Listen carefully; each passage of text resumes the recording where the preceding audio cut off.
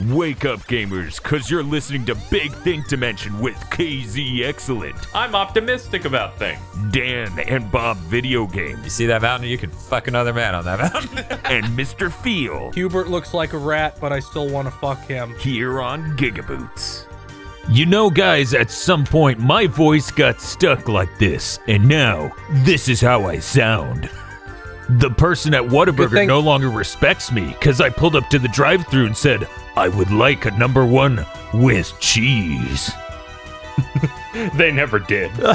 That's true.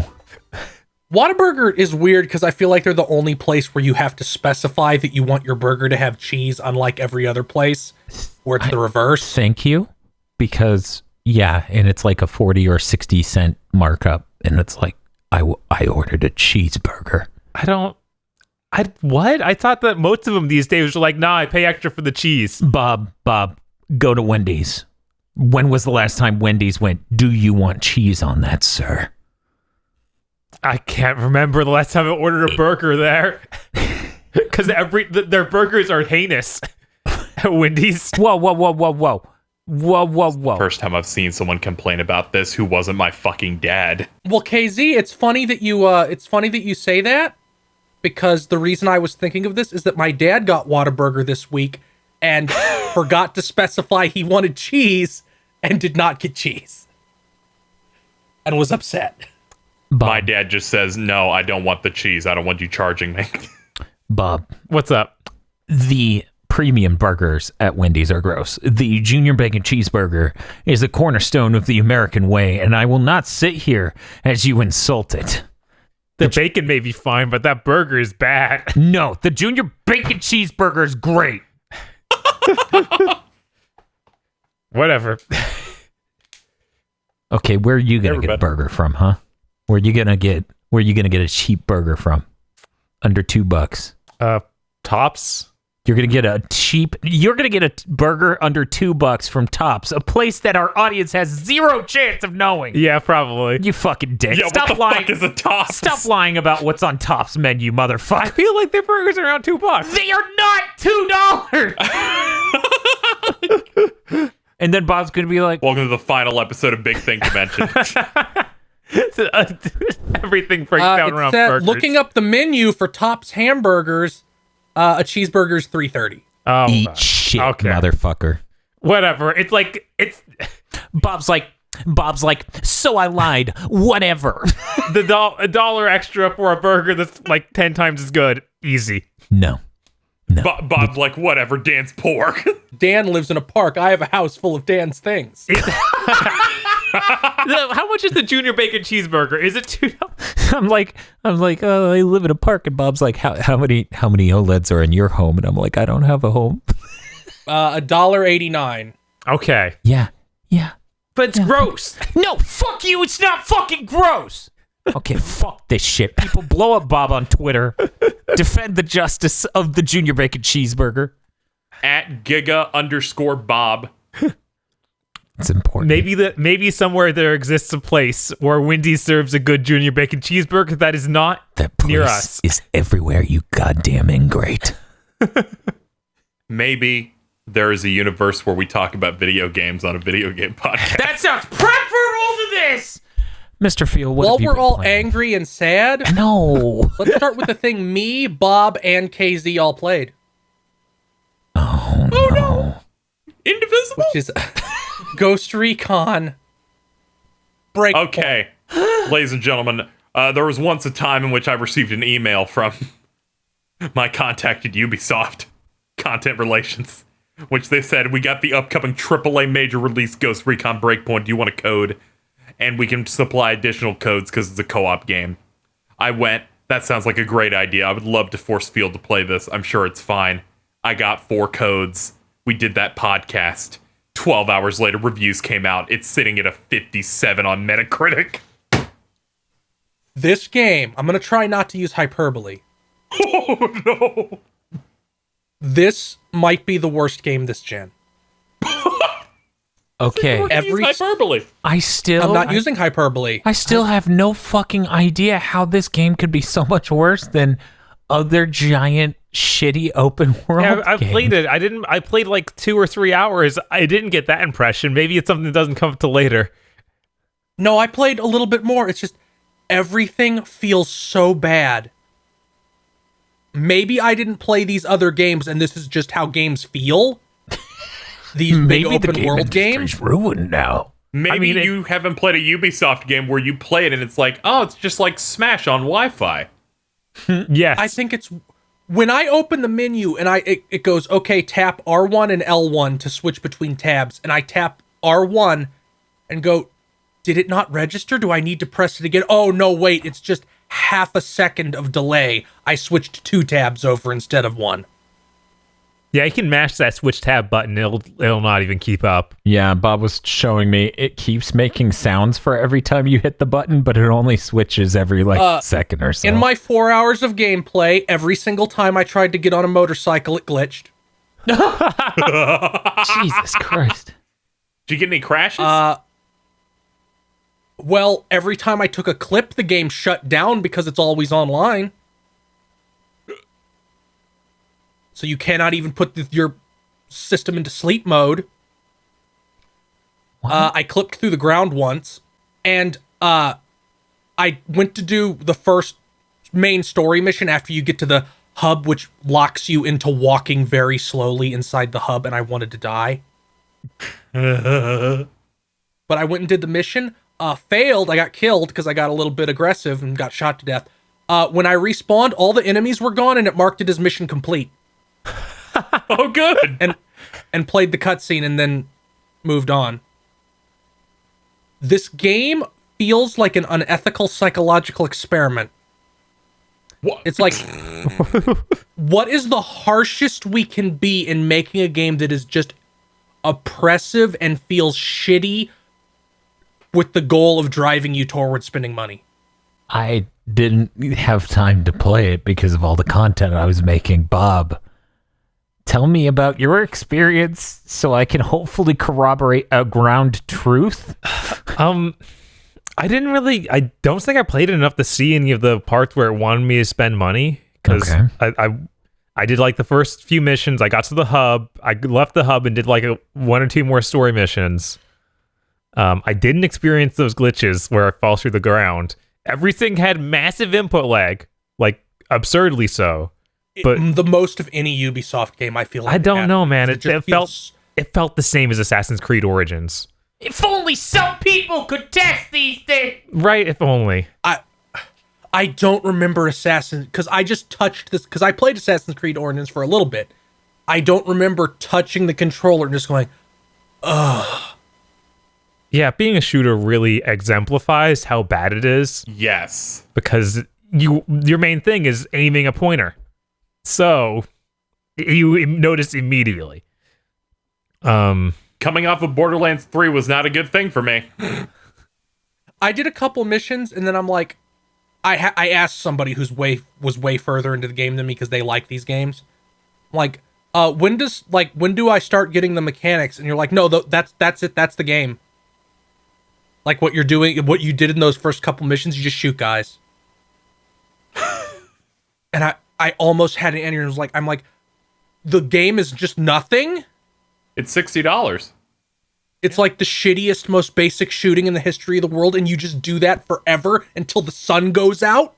Well, you have the skill tree, so you can choose different special ability you want. Like I got the one that puts out the smoke screen.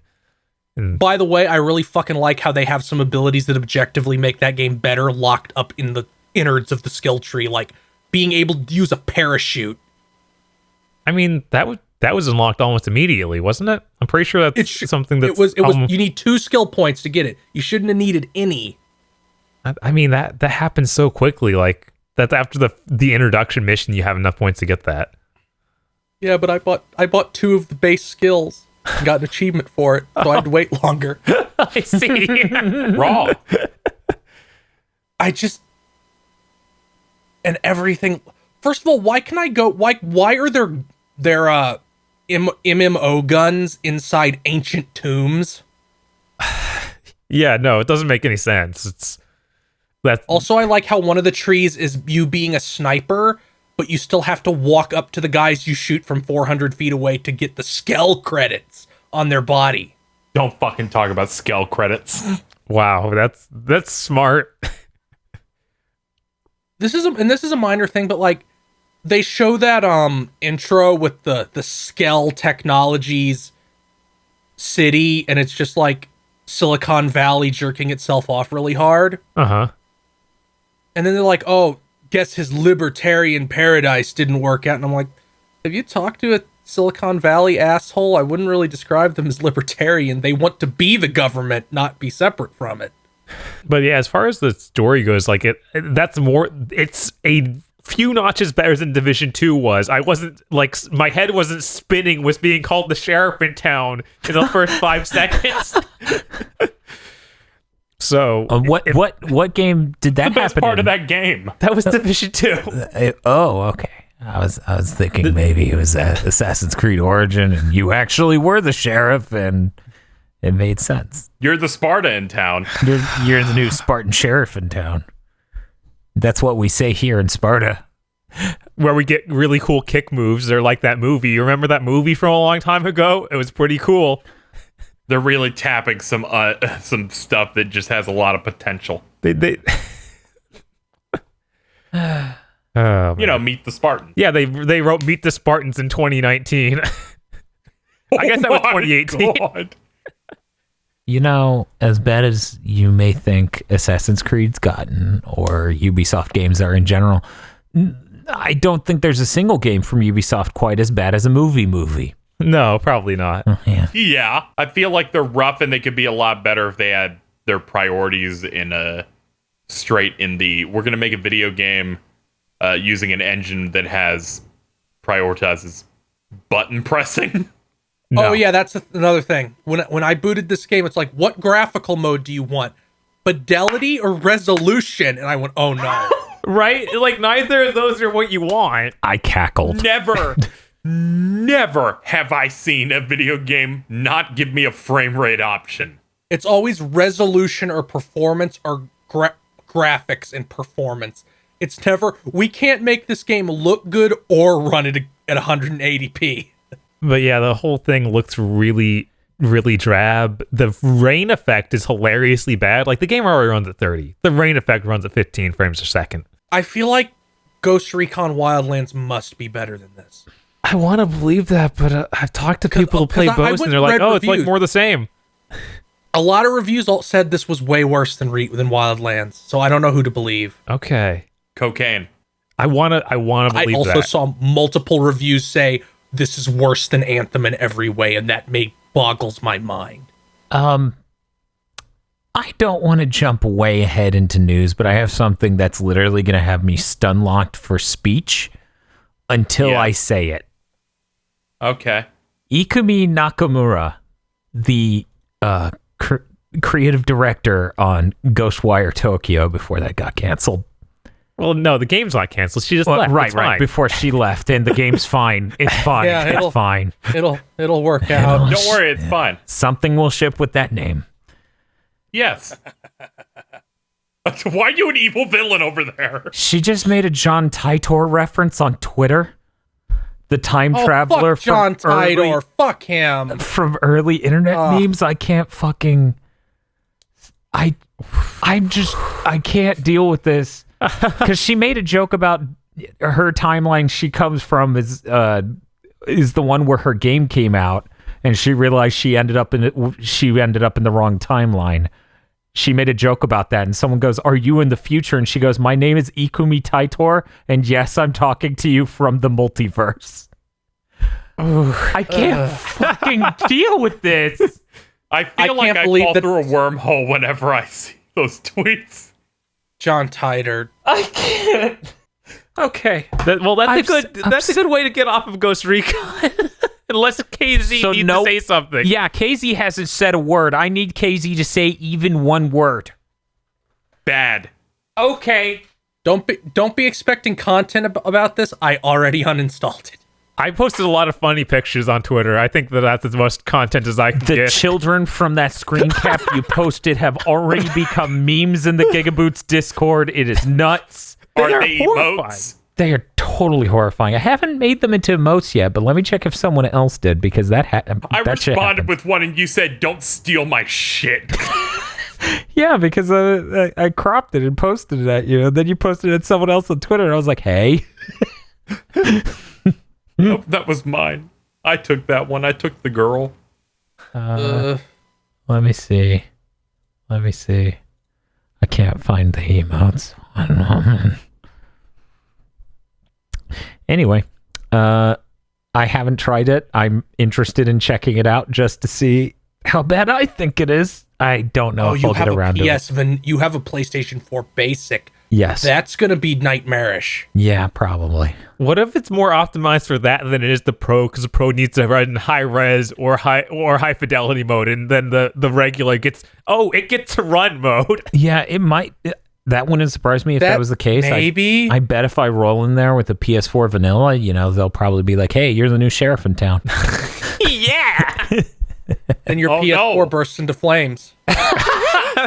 Hey, you're the new bonfire in town. Lit. So I wanted to bring this up before potential things happen. We're recording this while storm's happening. My lights have flickered once. This is gonna be great. This is gonna be a great podcast. This is gonna be a great podcast. Very excited. When my power comes back, you're like, "We're done." I'm like, "Okay, I guess I'll just edit this and get to experience it for the first time." Well, now let me talk about the 45 games I played other than Ghost Recon Breakpoint. No. I played the Trails of Cold Steel 3 demo because they put out a demo, which is like the Dragon Quest 11 Switch one, where it's like, here's the first chunk of the game, and you can load that save when the final game comes out. So is this in the U.S.? Yeah, it's in the U.S. It came out a couple weeks ago. I just didn't get to it now. It's not like the Dragon Quest demo in the sense it doesn't give you 15 hours of game. It's a little bit less generous than that. It gives you maybe 2. That's good. Whatever your opinions on Persona 5, it made everybody step up their UI game. So this follows suit. Everyone? Well, everyone who isn't a failure. So it has a really good UI. You asked a question, he threw an even more crazy response out. What was the question? Did it cut off? No. No, it didn't cut off. It was just you responded the way you respond.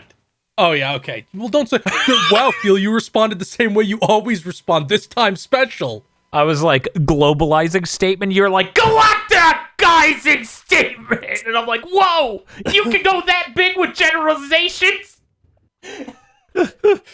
Everyone in every multiverse.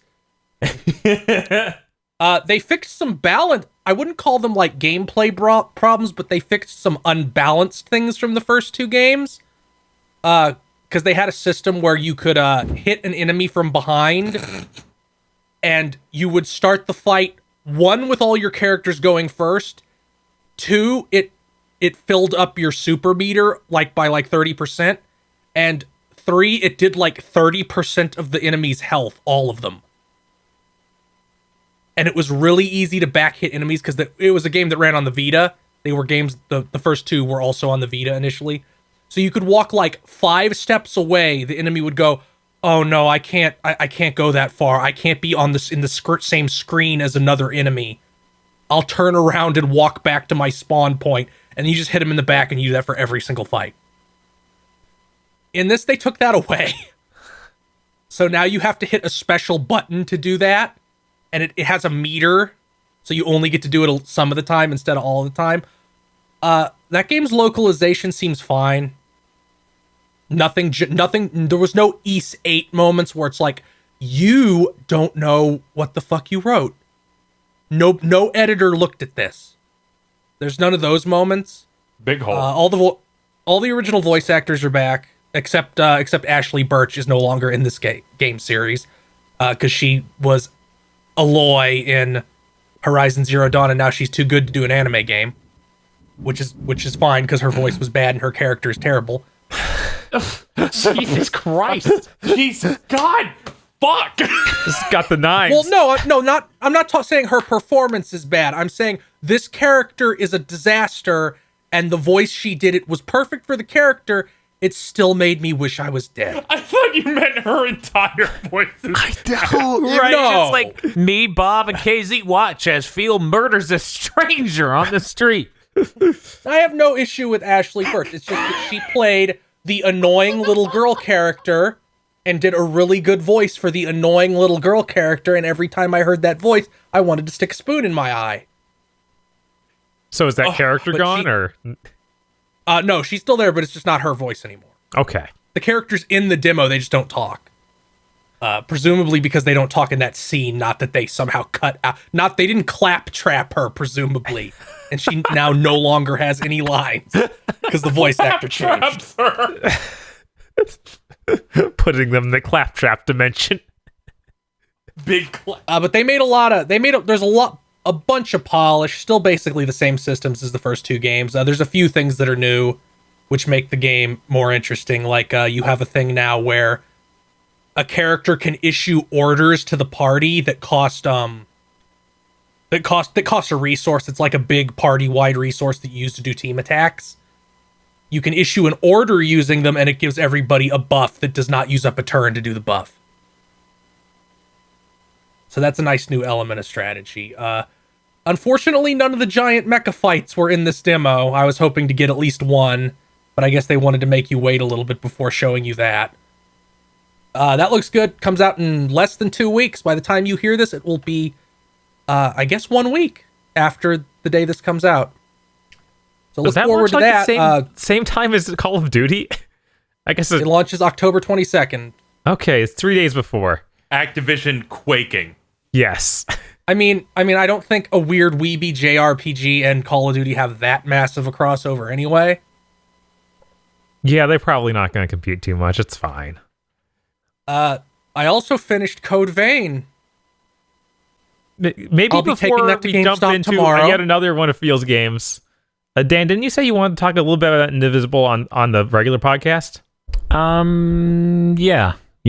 I'll talk about Indivisible a bit, because I noticed that not a lot of people know about this game.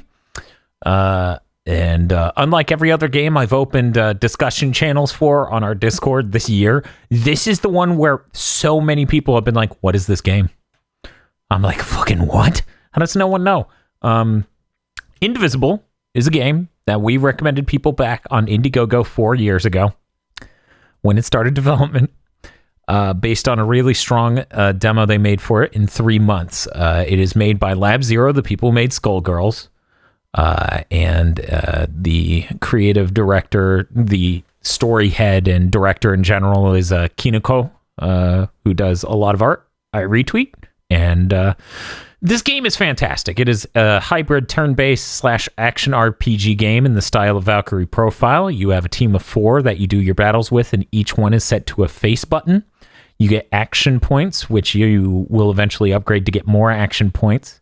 And each time you hit a face button that is mapped to a character, they'll do an attack. You can hold up or down to do different attacks, and you actively can juggle opponents and do really high combos to your opponents, which will not only modify your strength or your damage slightly, it'll also help build super meter, because you have these 3 different types of attacks per character and different things they do, but you have one super meter, and every character just about has a super move they can burn some of that meter for. Some of them actually can burn meter just doing their normal attacks if you modify them. It's a very cool game. It has an incredibly interesting mythology to it. It works in actual mythology from a bunch of different cultures, with the core focus being on Indian culture, because that's where the main character comes from. Her name's Ajna, but not officially in game. Anyway, it's very fantastic. It has a nice story. It has good comedic writing, and the voice performances by and large are excellent. Is it all meme humor? I'm going to shoot you in the head. KZ is referencing a thing he heard on a eat podcast. An entire Whataburger breakfast burger in one bite. I'm gonna eat that burger, and it'll be the last burger I eat before I kill a man and go to prison. Don't. You better hope that Lightning's burger's gonna kill me first. You better hope that burger's so good that I don't kill you for fear of going to prison and not getting to eat it again. That's the best threat I've heard all month. But yeah, Indivisible has a fantastic soundtrack. It's actually made by the Secret of Mana composer Hiroki Kikuta. It has a very similar vibe to Secret of Mana, and it's just really nicely animated. It's 2D animation and 2D gameplay, but 3D environments. Kind of like Skullgirls, you know, it has that same Skullgirls sort of fluidity to the animation and high resolution. It's really fantastic. Bob, did you want to say anything about it? Not really. I mean, we're going to do a video or a podcast on it later this month. So, you know. There are a lot of great character moments, and the writing, it doesn't feel at any moment that any of it's unearned. I highly recommend this game. It's $40, but if you catch it in the first week it's out, it should be $36, which means you've got a few hours after this podcast comes out to go buy it on Steam. Do it quick. Go quickly. But yeah, since it's Lab Zero, I expect some really good post-launch support, and already they're working hard to fix the couple of problems that are in there. And what was it? Keep in mind, and something I should have stressed, you get a lot of characters in this. It's something like 16 to 20. The back of the box is over 20. Okay. And one of the post-launch support things they're talking about is they wanted to get a couple more characters in that didn't land in time for launch. And each character has really interesting and unique mechanics to how their moves play out and how you would use them in a battle. So you've got battle mages, you have sorcerer types who can also heal, you've got archers, you've got gunmen, you have swordsmen, you have people who do really weird shit, you have a really tall chick with no arms and really insanely long legs that kicks and shit. It's all really interesting. They all have really cool character designs. We're going to talk about it. You got Blitzball. You do have Blitzball. You actually have Blitzball. It's really great. I recommend it. Bob and I talked earlier about how we would like to do a Let's Play, but time may stop us from doing that. Detroit takes priority. Oh yeah. You know, we cover only the good stuff, like David de Grutola's Detroit. The become huge. Did you just call him Granola? That's his last name, Grutola. Cage is a fake name, just like it is with Nicolas Cage. Oh my god! And he undoubtedly stole that from Nicolas Cage.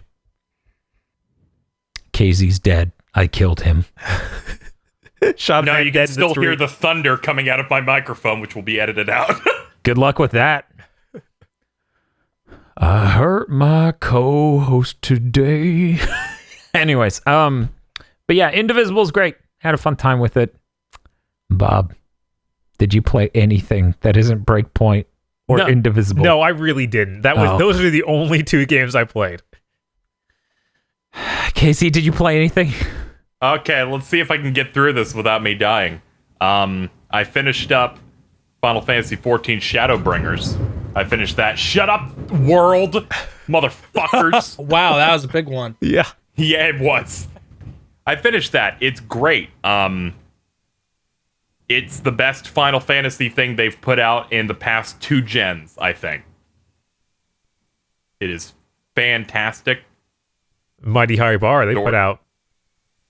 The story just felt really satisfying. So many amazing payoffs. And it's just legitimately good from front to back. Really good world building. Cool set pieces that I didn't expect from a Final Fantasy MMO. I feel like just calling it an MMO or like passing it off because it's an MMO is just an insult because it's just really good. It's like a really good experience. And they keep pushing ways for you to experience it without having to play with other people, and that's great. The raid content, which I went through, which is Final Fantasy VIII inspired, is really great. I fought Eden, which is one of the GFs in that, and they recreate its big super move where the Earth shoots a giant beam and blasts you into a galaxy and blows it up. There's a lot of really fun extra bosses in there that I've been going through. One of them being Titan in mech armor. And then the mech armor turns into giant fists and then turns into a giant go-kart. And he tries to run you over and knock you off a cliff. That stuff's really cool. This seems more like a comedy. And then you blue shell him? It's stuff like your battle's on a grid in a big square. He turns into the kart mode, and he's gonna blast the sides. And it'll just blast you off the fucking edge. All right. It's just really, really fun positional type stuff with that. But that's basically all I wanted to say about it. It's real great. Oh man, it's getting intense out here. Yeah. Okay, I checked. The intense thunderstorms are set to end this hour. Okay. All we have to do is get through the hour. We're trying our best. Let me move off to what other games Indivisible doesn't count. Oh fuck! Help! I played the Ukulele sequel that came out this week. Ooh. It is a Donkey Kong Country inspired, bit of a mix between Tropical Freeze mostly and the original ones. I forget, isn't the name of this one Ukulele and the Insufferable Gameplay, or what was the name again? I kind of... No, it's Ukulele and the Impossible Lair. Oh, okay. Sorry. Continue. So the conceit here, of course, is that the giant King Bee dude, who's like supposed to be the CEO of a corporation, has created an impossible lair and captured a bunch of bees, and you gotta go rescue them and stop his plans, but his level is too long and too hard that you can't beat it. So you go through the actual game world, and you collect little bees that make you stronger so that you can tackle the final level whenever you want and have a better chance of completing it. So does the final level just hurt you a lot, or? It's just incredibly long, and it's using end game like platforming mechanics. So it's stuff that an experienced person will be able to get through, but otherwise it's really hard. Like, oh, these lasers shoot off every couple of seconds, and they have a tell, and you have to jump through that. You have to move across moving platforms. You're climbing stuff. It's the kind of stuff you'd expect from a 2D platformer. But you aren't getting literally new moves that let you get past these things. It's literally just, oh, well, you need to get good. You beat a level, you get a little bee that is only active in the final level, and it gives you an extra hit. Huh. So you would feasibly go in as like, I beat 8 levels, I just get 8 free hits where I'm allowed to get hit. Otherwise, it's you as Ukulele, so you take a hit, and the little bat will fall off you. He's your little helper that like gives you a bit more mobility. And it's kind of like Yoshi's Island, where if you get hit, your partner like is floating around and you have to go catch them. You would think it would make the noises annoying. No, it's very reserved, and you can pick them up pretty easily. Game does a good job of making it so you can recover pretty easily. I like the idea that you can beat this game in 5 minutes, because they make you do the final level first. Like, they give you a quick tutorial, then they throw you in, and then establish you can come back anytime. And then you can go through normal 2D platforming stages, plays similarly to the Donkey Kong Country games. Good sense of movement, momentum. Runs at 60 frames a second. The major problem of being able to perceive things in the background versus the foreground, not a problem at all that I noticed. I went through about 8 levels. All of it was pretty decent. The overworld's really big, where you can go around, do some light puzzle solving, find secrets, do different stuff. If you complete little side quests, you can then do things to the levels to make them have a new version. Like, one example is you get access to a cauldron near a level, and you find some honey for the person running it, and then they spill it onto the level. So there's a new version of that level that just has honey all over it. Oh, And you would think, it's asset reuse, so it's going to be the same level. They completely change the terrain. They make you go through different parts of it, so it feels like an entirely different beast, which I did not expect. I did not expect it to be as different as it is for a lot of them. Yeah, I know. I'm losing my fucking mind right now. KZ's podcast is the spooky dimension. Only 40 minutes left. It's gonna be really great when people listen to this on headphones and they're like, "Oh no, it's thunder!" Oh wait, no, that's KZ. But I think the twists are really, really neat because it actually changes how the levels work, and I think they were really clever with the whole thing. The Kong letters have been replaced with coins that you collect, and you'll want to collect some because they have little barriers throughout the game that'll say, "Hey, pay this." And they're called paywalls because, jokes. And you pay you pay a little bit and then you can move on. I've seen some people go like, this may be a problem. It's not, because they give you so many levels that I went through and got the coins because they're fairly easy to find all of them. And I end up having like 20 or 30, and the next one's asking me for 15. And I'm like, I have this. It's not a problem in the slightest. This is one of the times where the collectathon aspect of a Rare-esque game has a lot more restraint. I know one of my problems with the Donkey Kong Returns series is how many different types of collectibles you get. Yeah, I went back to Tropical Freeze recently. There's just so many. There are quills. They're your coins. They're like your collectible things that you find everywhere. And those are used to unlock some stuff in the overworld, but are mainly for tonics, which are special power-ups that you can find in the overworld that will modify the game, change the graphics, give you benefits to make the game easier, but you'll get you'll get a negative multiplier on quills if you use the ones that make the game easier, which is kind of like their trade-off. But for the most part, those, you're just using them to go, I want to have the N64 models, or I want the CRT filter. Ooh. Ugh. Yeah, they have a bunch of stuff like that, and finding the different tonics in the overworld are like little mini puzzles. The only other collectible are the Kong letter things, which are just big coins. There's basically just 3 collectibles in the game. One is for mostly cosmetic stuff and things that could make the game easier. One is to buy to activate those things. And the other ones are just the things in the level. So in the level, you're just finding the coins, because the quills will just appear everywhere as you're playing. They'll like point to stuff. There's like bigger versions of them that if you that are tied to mechanics, like you touch this one and it creates a trail of them, and if you get the whole trail before the time runs out, they vomit a bunch at you as like a reward. But I don't feel like any of it was overwhelming. And I feel like they played it a bit safer and with more restraint. You just get the bees for beating the level.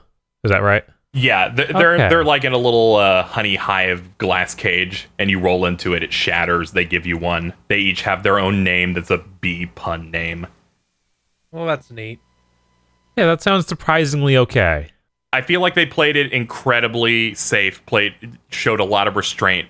It feels good. It has really good game feel that shocked me because it's still on Unity. I'm surprised it runs well and is still on Unity. Yeah, runs at 60. Apparently it runs on 60 at all consoles. I was hearing just the only thing with the Switch is that they shot the resolution down.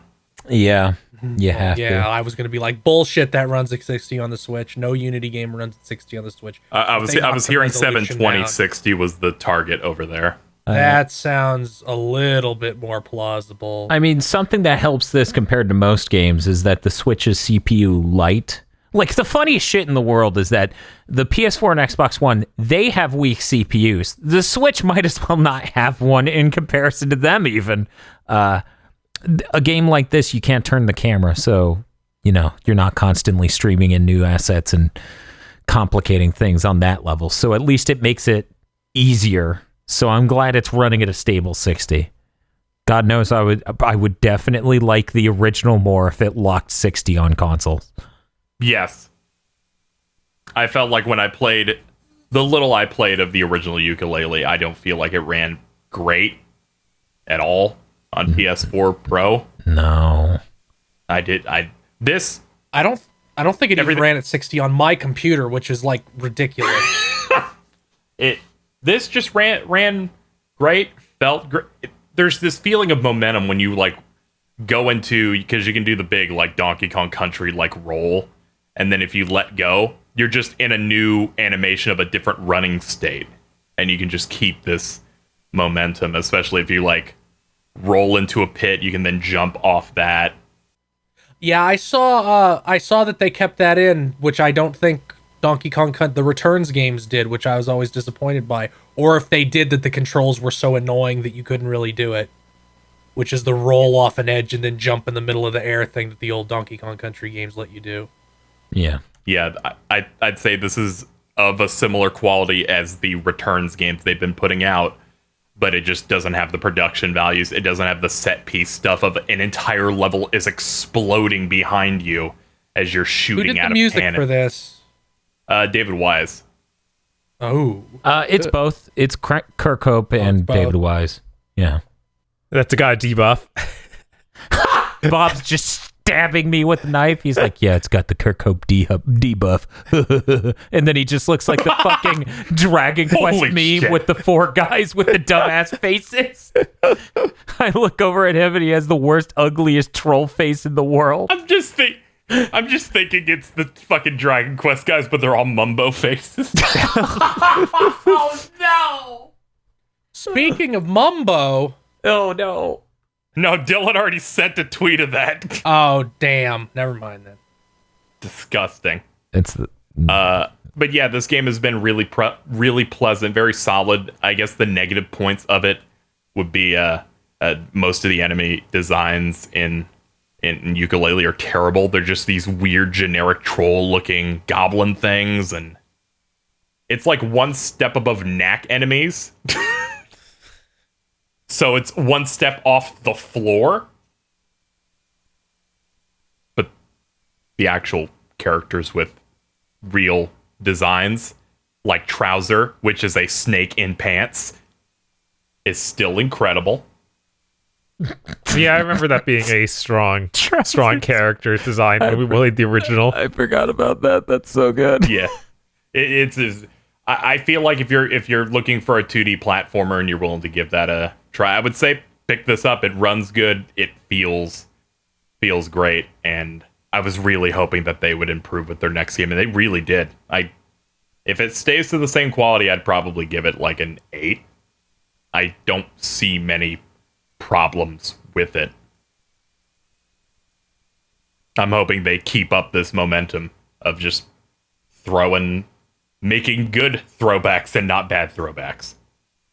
Well, me and Bob haven't played Ukulele. Maybe we need to give that game a chance, but I feel like there's a really good chance. I will say this, I've always liked Donkey Kong Country more than Banjo-Kazooie. Oh, that's good. I'm glad you're not irreparably harmed. I'm glad things are functioning correctly. That's good to hear. And that one's especially accurate. I play the Donkey Kong Country games like once a year. I mean, Donkey Kong Country, they're some good games. I love 2 and 3. I don't really like 1. I don't like how DK controls. See, whereas I was gonna say, you don't play 1, do you? I like 1 and 2, but I don't like 3 because I don't want to stare at a dumb, ugly baby for an entire fucking game. Shut the fuck up. Stop being mean to Kiddy Kong. He's raw. If you roll and jump against the surface of water, he bounces. That is a neat mechanic. I wish it wasn't connected to such a horrible character. It's good tech. Bob, in my head, KZ takes Kiddy Kong insults so personally because he was apparently huge. He was a small child. Kong wearing 3D glasses. Yeah. He was approximately 280 pounds at the age of 9. Oh no! KZ looks down, is wearing blue footy pajamas. Goo Goo Gaga Podlords. is now 10 feet tall and 300 pounds. I'm sorry, 500 pounds. I was like, So it damn, tracks, right? he's doing all right if he's 10 feet tall and to like 300. Dude's huge. So the forecasts say we are now in the thunderstorm stage and not the heavy thunderstorm stage. Oh, I'm that's still Maybe scared. you'll live. Yes, I'm scared for the recording, not myself. that's okay. They'll just have to hear feel and shitty quality for the part that we lose of you talking. Yeah, because I'm gonna be lazy as hell. You know what that means. Using the sync track and not giving a fuck. Can I talk about Code Vein now? Except when Dan talks, because that'll be good. All right, time for hell. Oh, God. I don't have that much to talk about. I finished Code Vein. I intend to sell it this weekend. That's a good sign. The moment I was... Apparently that killed KZ. The moment I was kind of done with this game is when I went through I got to what was... I assumed was the last area, or almost the last area, which is just platform, like vaguely gothic-looking platforms above a void. And you go up. And I go through a door, and there's a short, fast boss with a sword and a large, fat boss with a gun, and though they're a boss fight as a unit. And that's kind of when I checked out. I'm like, because like you had to copy this, and the arena you fight them in is even kind of similar to the one you fight Ornstein and Smo in Dark Souls. Like, it has big pillars and shit. And I just go, well, what are you doing? What do you mean? What are you doing? Like, Making a video They're game? Ornstein doing and what they've Smo been doing were the whole cool. time. Just more. What do you got Ornstein there? and- Watermelon? Ornstein and Smo were, one, cool looking, and two, had a really sick cutscene that played when you went through their door before they kicked your ass. This has neither. You just walk in the door and they're T-posing next to each other, like in the middle of the room, and become alerted to your presence. And then when you go through them, you fight for what you perceive to be the main antagonist, but he's only like the secondary one. And he's like, oh, I'm gonna first. Here's another weird thing about the game. There's like 7 characters you can partner with, and they're always with you in every cutscene, but only one of them is ever with you in fights. Weird.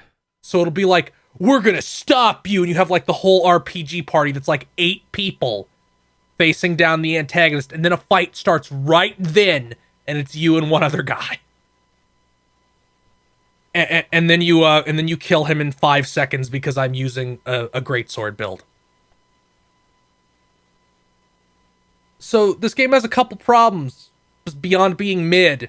One, it's easy as shit.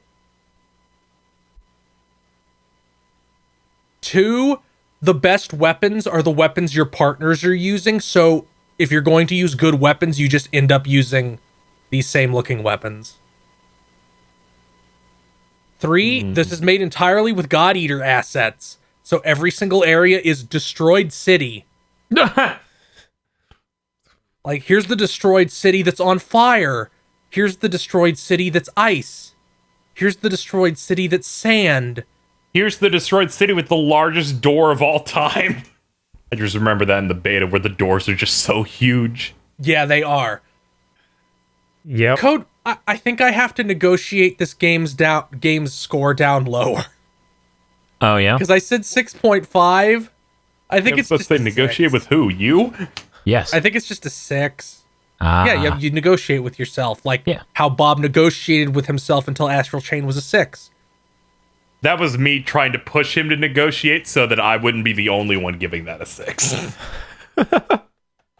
Maybe if this game does well and they get a little bit of money, the sequel will be like a 7 or an 8. But this Code Vein just is not. Like, nothing in it was especially bad, but nothing in it stood out to me as being especially great. I mean, this is done with an extra whole year of production time, so I don't even know. Like, none of the God Eater games have ever been impressive, so I just don't think this team can do it. I wish this wasn't a Japanese developer so that we could get some kind of post-mortem, because I want to know what happened. Like, was it like, no, you guys come help us finish God Eater 3, because that came out at the start of this year and had a different team from these guys? So I'm wondering if they had to go help with that and put this game on ice. You know it was dire. It had to have been dire. I see nothing in this game that makes me think it had a year extra of development time. It must just not have been booting. They had to have not been ready, because you know, like, they advertise these games as they're coming out. They showed the whole opening last year. They were ready. Yeah. It was like they got Ufotable to like do the big anime opening. It's fucking funny too, because like the only other game I can think about where it was like we pushed the whole thing back a fucking whole year just to polish it up was Resistance 3, and that's probably the best shooter that Sony has ever published. I thought you were gonna say Crackdown 3. Crackdown 3 has been pushed more than a year. Wasn't a game until a month before it shipped. Is Code Vein anime Crackdown? No, I mean, I probably would have had more fun playing Crackdown 3. Probably. That game's dumb fun. And that it's also broken and shitty. Imagine like climbing a mountain and you have a weight attached to your ankle. And once you get over the peak of the mountain, everything will be real easy because gravity will be on your side. Imagine constantly hovering at the summit but not being able to get over. That's how Code Vein feels. It's close to having fun the whole time. You're almost there. Feel was close to having fun for 40 hours. Oh, that game isn't fucking 40 hours long. That game's like fucking maybe 15. It's whoa. I died like maybe 3 times in this game. It's fucking easy. Man, now I'm just thinking, instead of anime Dark Souls, I want anime Grand Theft Auto. Yeah, isn't that weird? Japan's industry has been so tech weak since we moved to the PS3 gen that like no one's out there making anime GTA. Yeah, now I'm just like, wait, how many open world games? Bob, I think the closest thing to anime GTA is Gravity Rush. Yeah, that's fucking weird. By the way, Gravity Rush, incredible game. Gravity Rush 2, maybe not. It's got cool art, at least. It's got great art. I'm trying to think if there's anything. Yeah. Huh. Yeah, I can't really think of any. There's Zelda, there's Breath of the Wild, there's Xenoblade Chronicles X. There's Final Fantasy 15. Yeah, and then none of those really feel like it, right? Metal Gear Solid 5. I mean, that's on. They haven't made like a game that's a bit.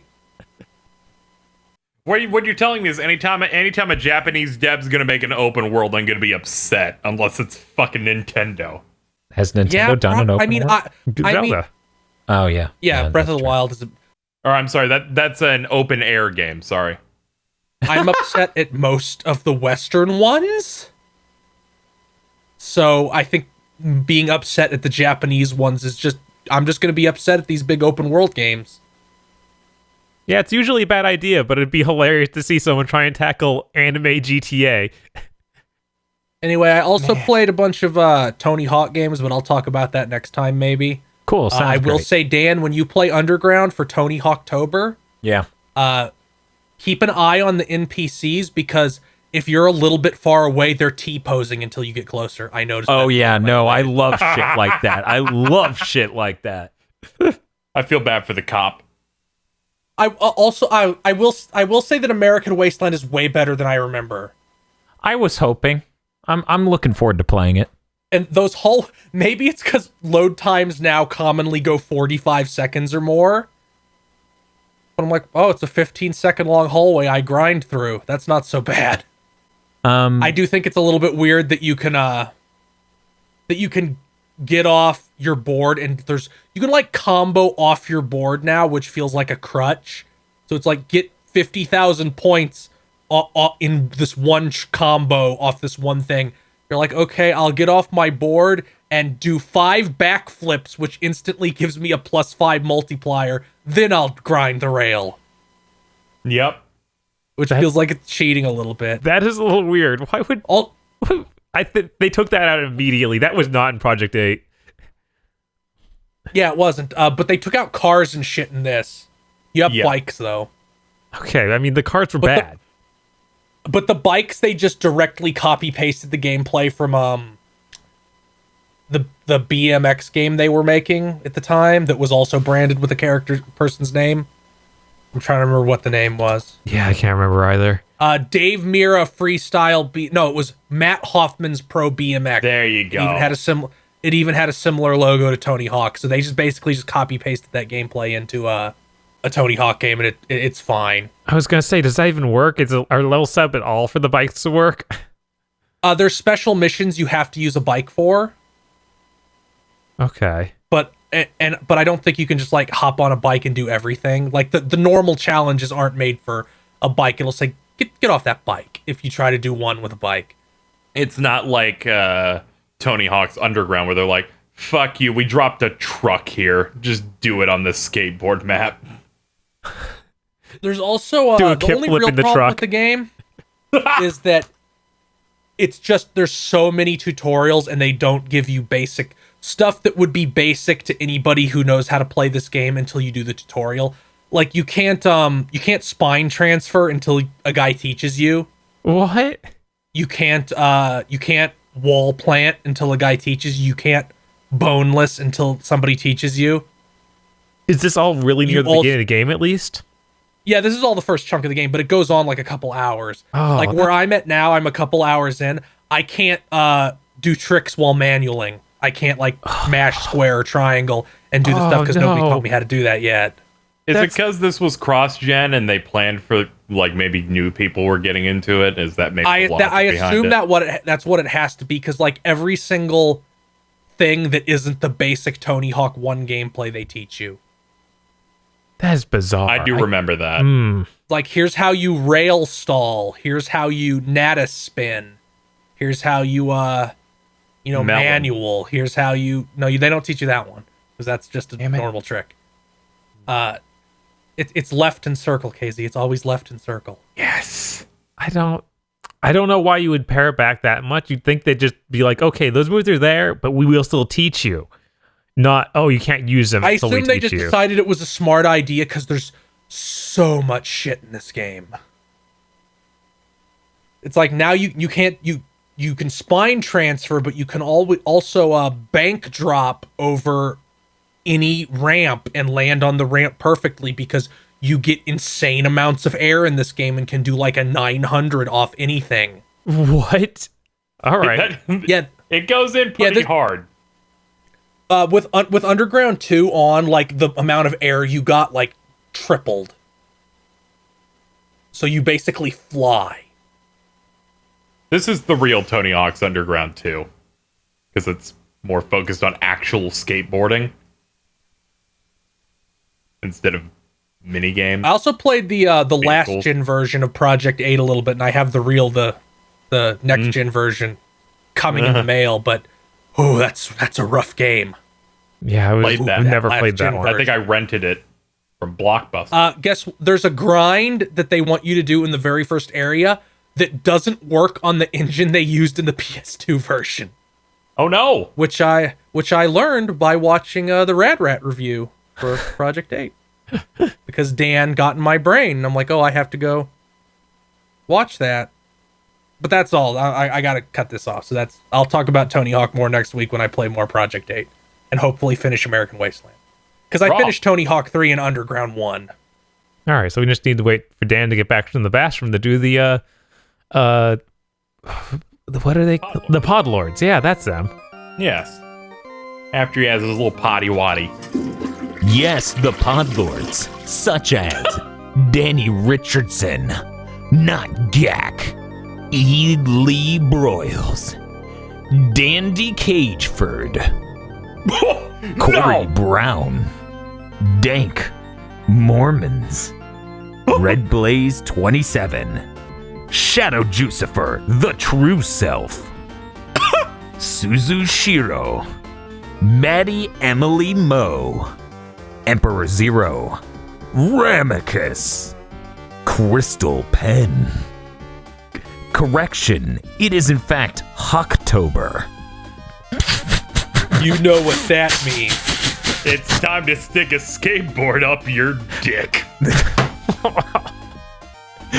Watch my 24-hour live stream to find out my Patreon name for this week. Fuck you. That is officially the funniest Podlord name ever. That's the real one. Thank you, Xaver. Oh my god. Thank you, Podlords. Chris Fitzpatrick. Whatever he comments on the podcast, just pin it. May Overwatch says free Hong Kong. Yeah, banned by Blizzard. Thank you, May from Free Hong Overwatch. Kong. Thank you, May Overwatch. At playoverwatch.twitter.com. Brandon Hannebarger. Cappy. Damn it. It was either this or by the official promo poster for Virtual On, and then it cuts off. It says O, and it says the letter O, and then it's just clearly cut off. Anyway, and the Gact card from Kamen Rider Decade. Thank you very much to our Podlords. Thanks, Podlords. Thank you, May Overwatch. Thank you, May from Overwatch. Who supports the Hong Kong? Shout out to ZoroFab on Twitter, who made the Gact card and turned it into Bob. Wait, what? Yeah. Oh, no, what? I'm so happy about that. You didn't see it? I did not see that. Let me go find it. It's There, really it's in good. general.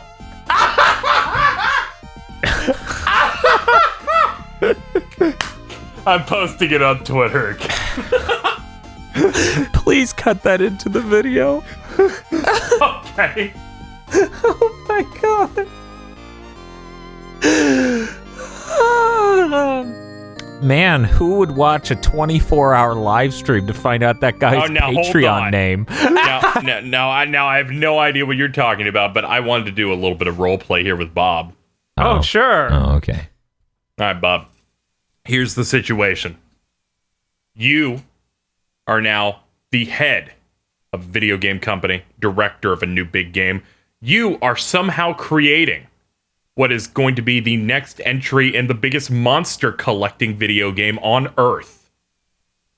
Sounds good. In this situation, you are 1 month from launch, and so far for this new set of monsters in this game, you've shown about 20.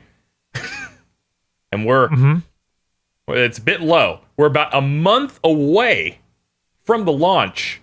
You have announced they're going to reveal new information in a live stream 24 hours long to reveal new monsters that would just run around and stuff. How many new ones would you show?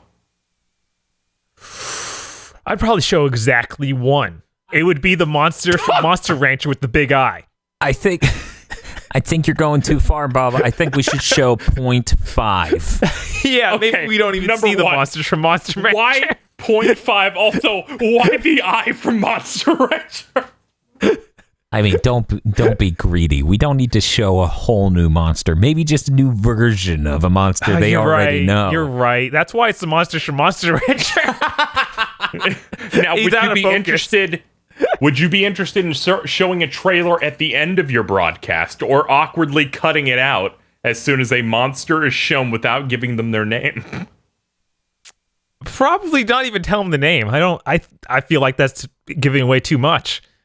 I mean, this you're 24-hour right. live stream seems like a lot of fun. Wouldn't it be silly, Bob, if you decided then, 3 days later, to then show a 40-second trailer of the same fucking monster? I mean, it wouldn't be silly unless that monster was exclusive to a single version of my game. And if it was a recolor of a monster that has existed since 1998. Yeah, this isn't going so well.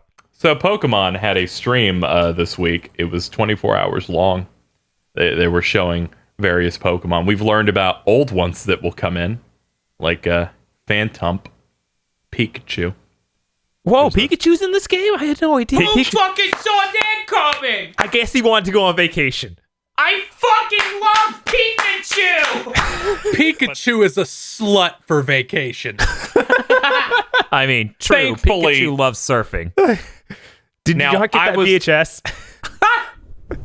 I was slightly interested. I was like, all right, this stream will likely show us a few more, maybe. And then in my brain, time stopped. And a Dan and Bob in my brain appeared. And then it was like Bob going, you know what's going to happen, Dan. They're just going to show one and that's it. And I was like, oh, no. This isn't a bit. This happened. Like, I imagined what your take would be. And I was like, that's got to be right. That's got to be right. And they showed one Pokemon with the fucking Galarian Ponyta. And then they just cut the stream. And I was like, oh my God, this is so bad. This is so bad.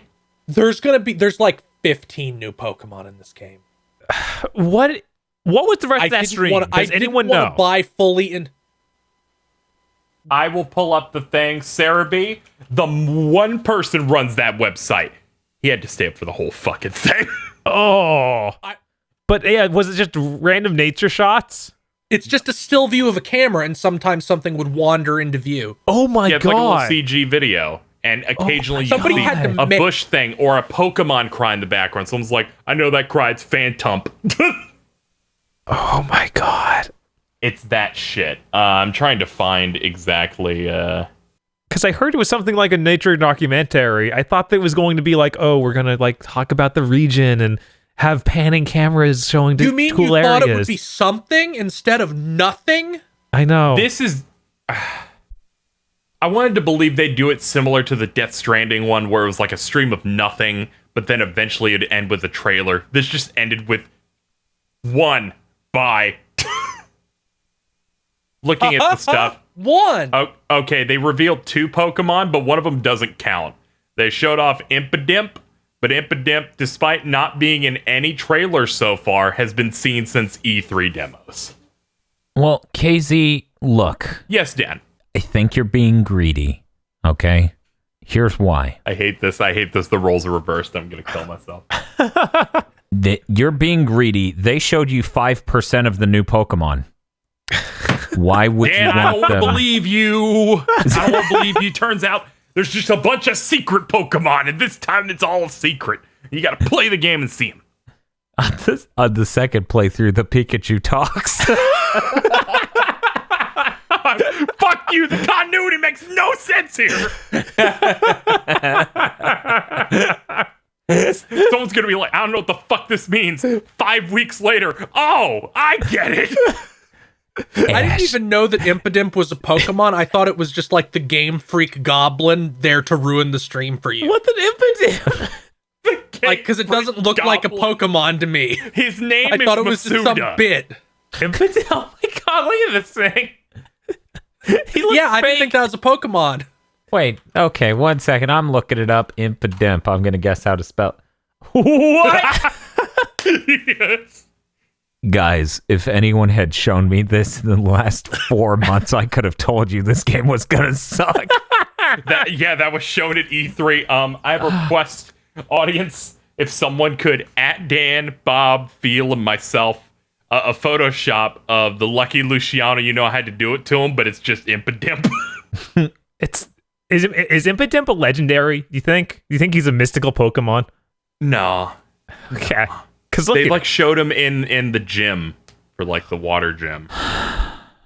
I'm so okay. Like it's gonna be but like we're Poison done with Fairy or some shit. But the good news is we're done with the Pokemon news. No, we're not. Go.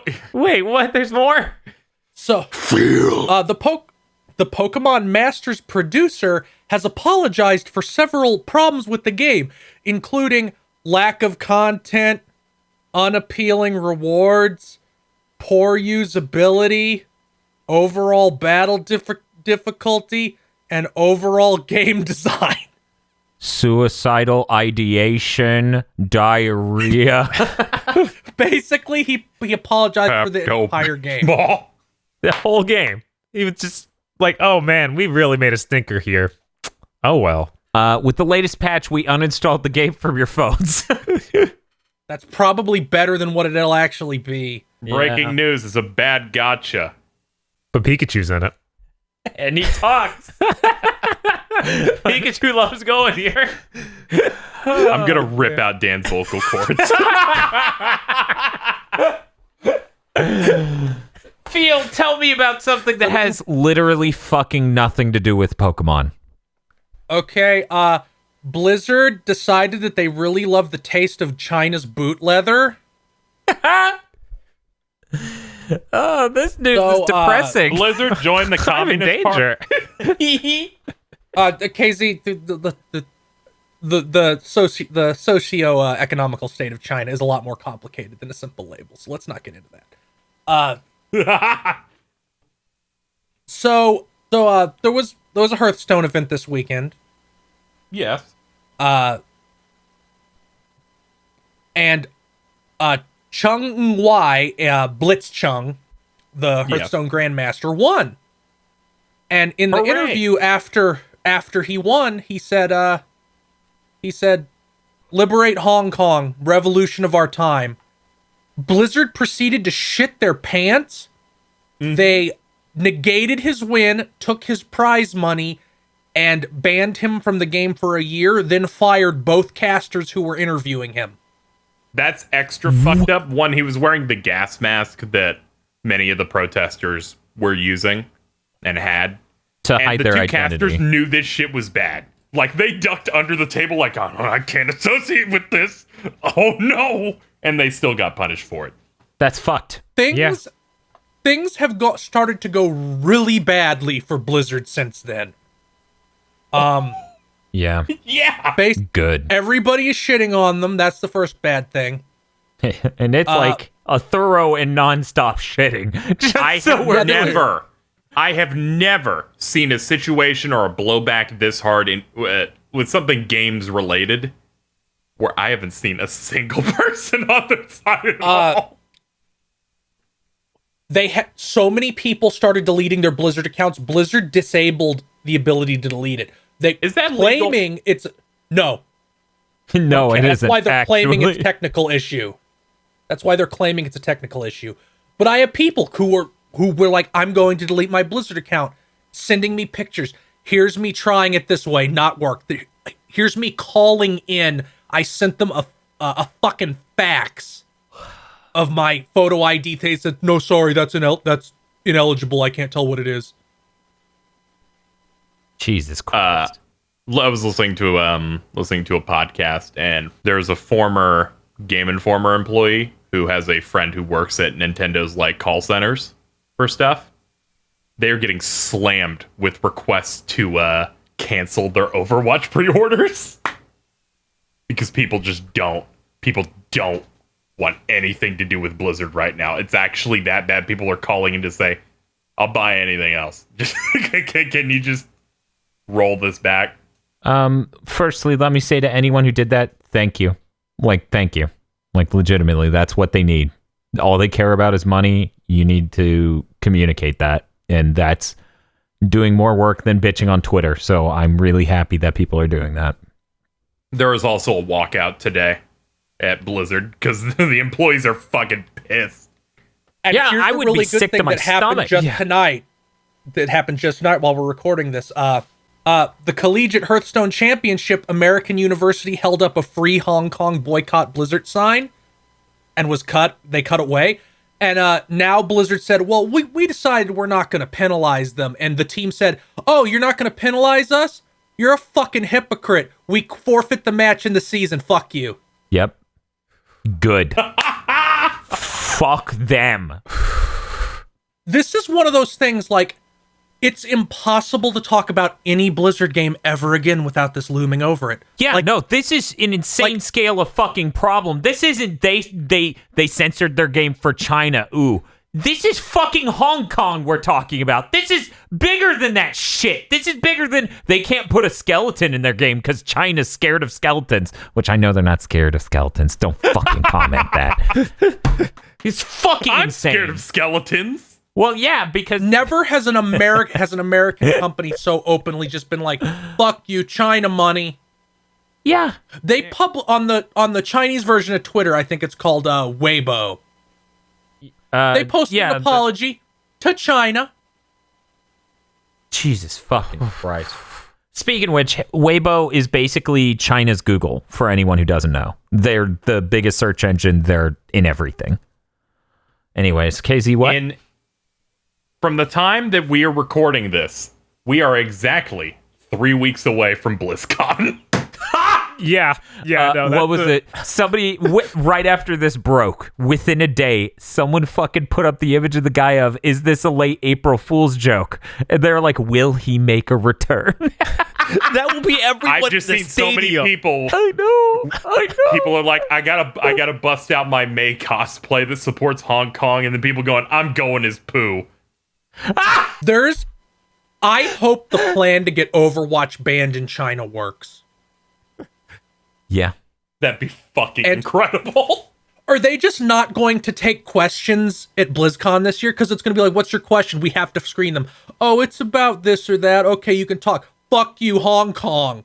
Like, that's going to happen for every single person. Even if they don't really care, they'll do it just for the clout. They're not going to televise this. There's no way. This will be the first BlizzCon they don't stream. They have can't. to. They have that, like, fucking virtual ticket shit. Yeah, Are they going to rip all this apart because of the it. China thing? Have they sold it yet? Yeah, they've been selling that. They do that every year. Like, you pay $40 or some shit. You pay a decent but amount. I didn't think they already sold the tickets. But yeah, if it's only 3 weeks out, of course they did. Fuck. They're screwed. Fucked. They are fucked.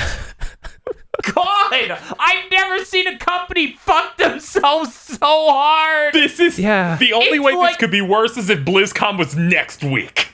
It's like the only way this could be worse is if like every member of the Walton family held a giant press conference on Fox News to say something denigrating about minorities and then the N-word. If they just did one, the other, or did it on a smaller scale, it would be nowhere near this bad. It'd be like, hey, one of the Waltons just said a slur. Oh man, that's terrible. How many people would stop shopping at Walmart? Probably not that many. This is fucking nuts.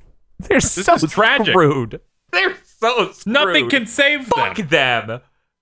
They fucking deserve They this. can even. I feel like even a complete 180 isn't going to fix their PR. No, nothing. They will always be known for this. Yeah. Can you fucking believe and by this the shit? way, fucking Epic came out being like, we wouldn't do that. Somebody test that, please. Yeah. If somehow you're a Fortnite pro and you're Epic listening thing was to this. really funny. We're 40% owned by Tencent, but we would never ever Somebody stop test you from that. making I a want it political tested. statement. We would never do that. Some dude comes out on the stage and he's like, yeah, I won. They're like, anything you want to say? And he's like, yeah, I just want to say it's my political platform that we should kill all white people. I'm just saying. They specifically said Hong Kong, I think. Oh, okay. So white people They had in some Hong flowery Kong. statement about people making political statements and that we're not going to punish people for being of that type of thing. Man, did you read Blizzard's actual like PR release for what they did? Oh no, Why? It'd be worthless. It'd be worthless. It's literally like he didn't do anything wrong but China money, so fuck him. Well, as you've seen from our rules, subsection 3, paragraph 4, I've watched a lot of videos on this, and when they have to list the fucking specific rule, it's so fucking pathetic. It's really great when a company just flat out says, according to our bad, vague rules that we have to do things like this, we get to do this. No, everybody in the world is shitting on us at once. I mean, the fucking insane thing is it's like, this is all over saying I support the sovereignty of Hong Kong. That's literally it. Engaging in any act that in Blizzard's sole discretion brings you into public disrepute, offends a portion or group of the public, or otherwise damages our image will result in immediate removal. Well, it's a good thing nothing of value is left for me on the Blizzard launcher. It's gonna be. Yeah. I feel like the dream is that somebody just comes out, which is what I would do if I owned Epic or something. I owned some big company. I'd just be like, "Hey, if you work for Blizzard and you don't like that and you can't stand this, quit. We'll give you a job with equivalent wage." Yeah, that would be smart. Just fuck them harder than just they've take ever been. that opportunity to poach the shit out of their company. Activision just over watching as one part of their limbs melts. Some dude's like, yeah, okay, thank God. I'm really glad I got hired here. And they're like, cool, what position did you work? And he's like, I'm the guy who made the decision. Holy shit. I feel fucking Bobby Kotick made that decision while he was eating a baby for lunch. Like, no. I thought you were going to say bagel. Oh, fuck. I thought he was too. It was quite the twist.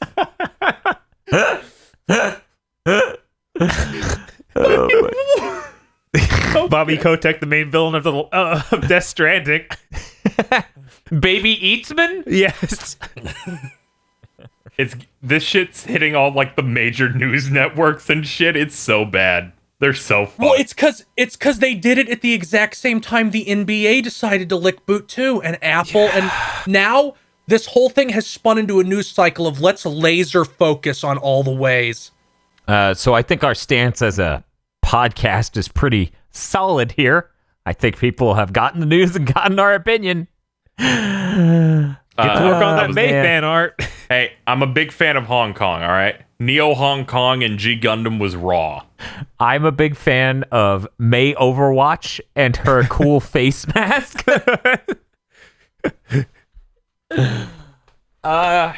Hey, let's hold off on some big news. Let's get a couple small punches in before we go on the big Dan news. Okay. Hey Bob, what got delayed? Doom Eternal is now launching the same day as Animal Crossing, which is March 2020.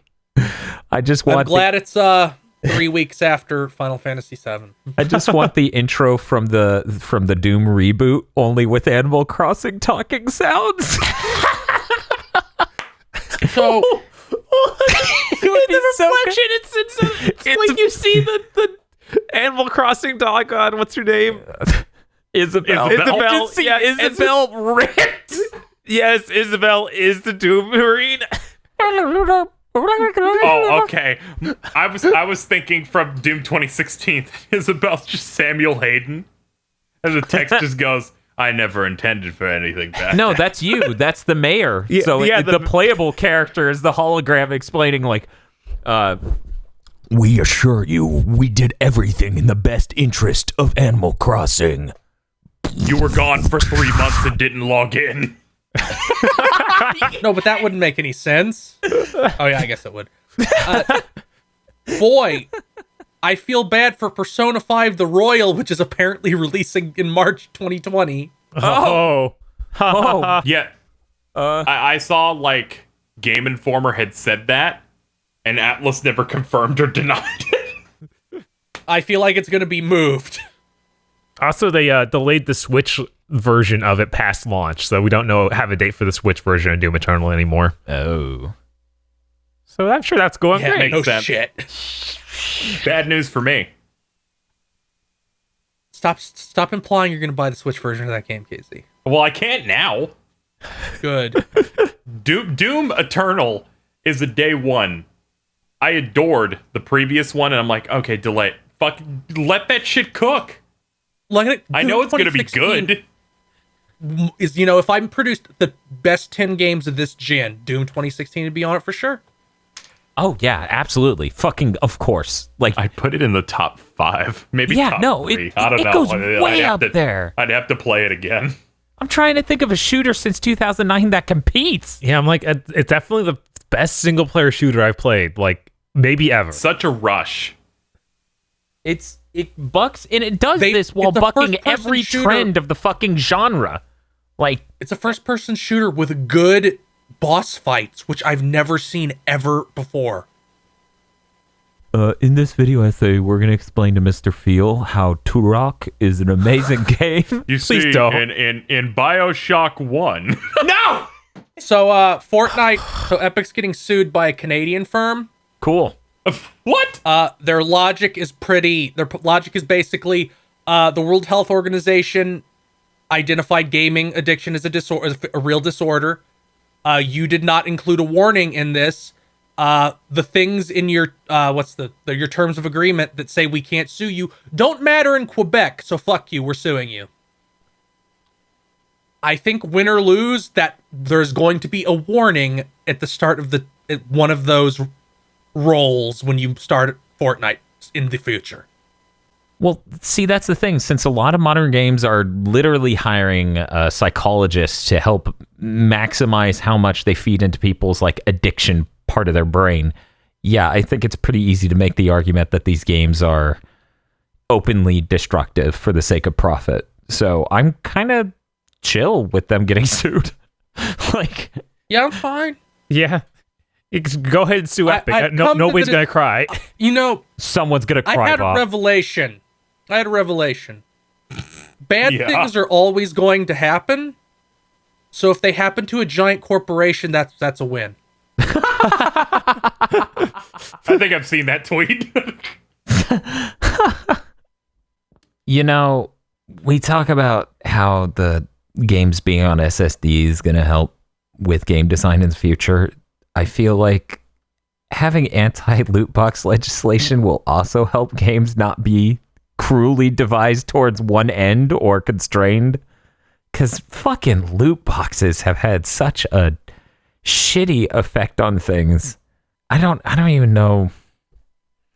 Because it's like, you can only get games like Fortnite because of the insane amount of money it's making from loot boxes. If you did normal DLC, it would make nowhere near as much money, so they couldn't do as insane of shit because they couldn't be paying, paying their employees in Nazi gold. I mean, they apparently, from what's come out about how Epic works, it's more like the executives get the Nazi gold and the employees get the whip. I don't know. I've read plenty of stories from employees who just get like chin down and work through it and like literally retire. Like they make a shitload of money.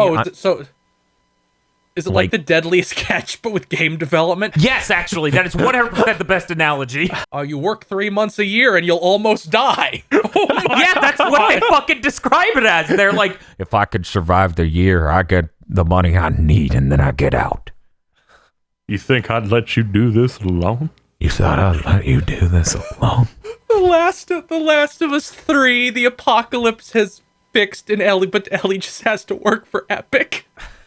And then Joel's like, I'm gonna help you make this Thanos skin. Luckily, I learned Maya before the apocalypse.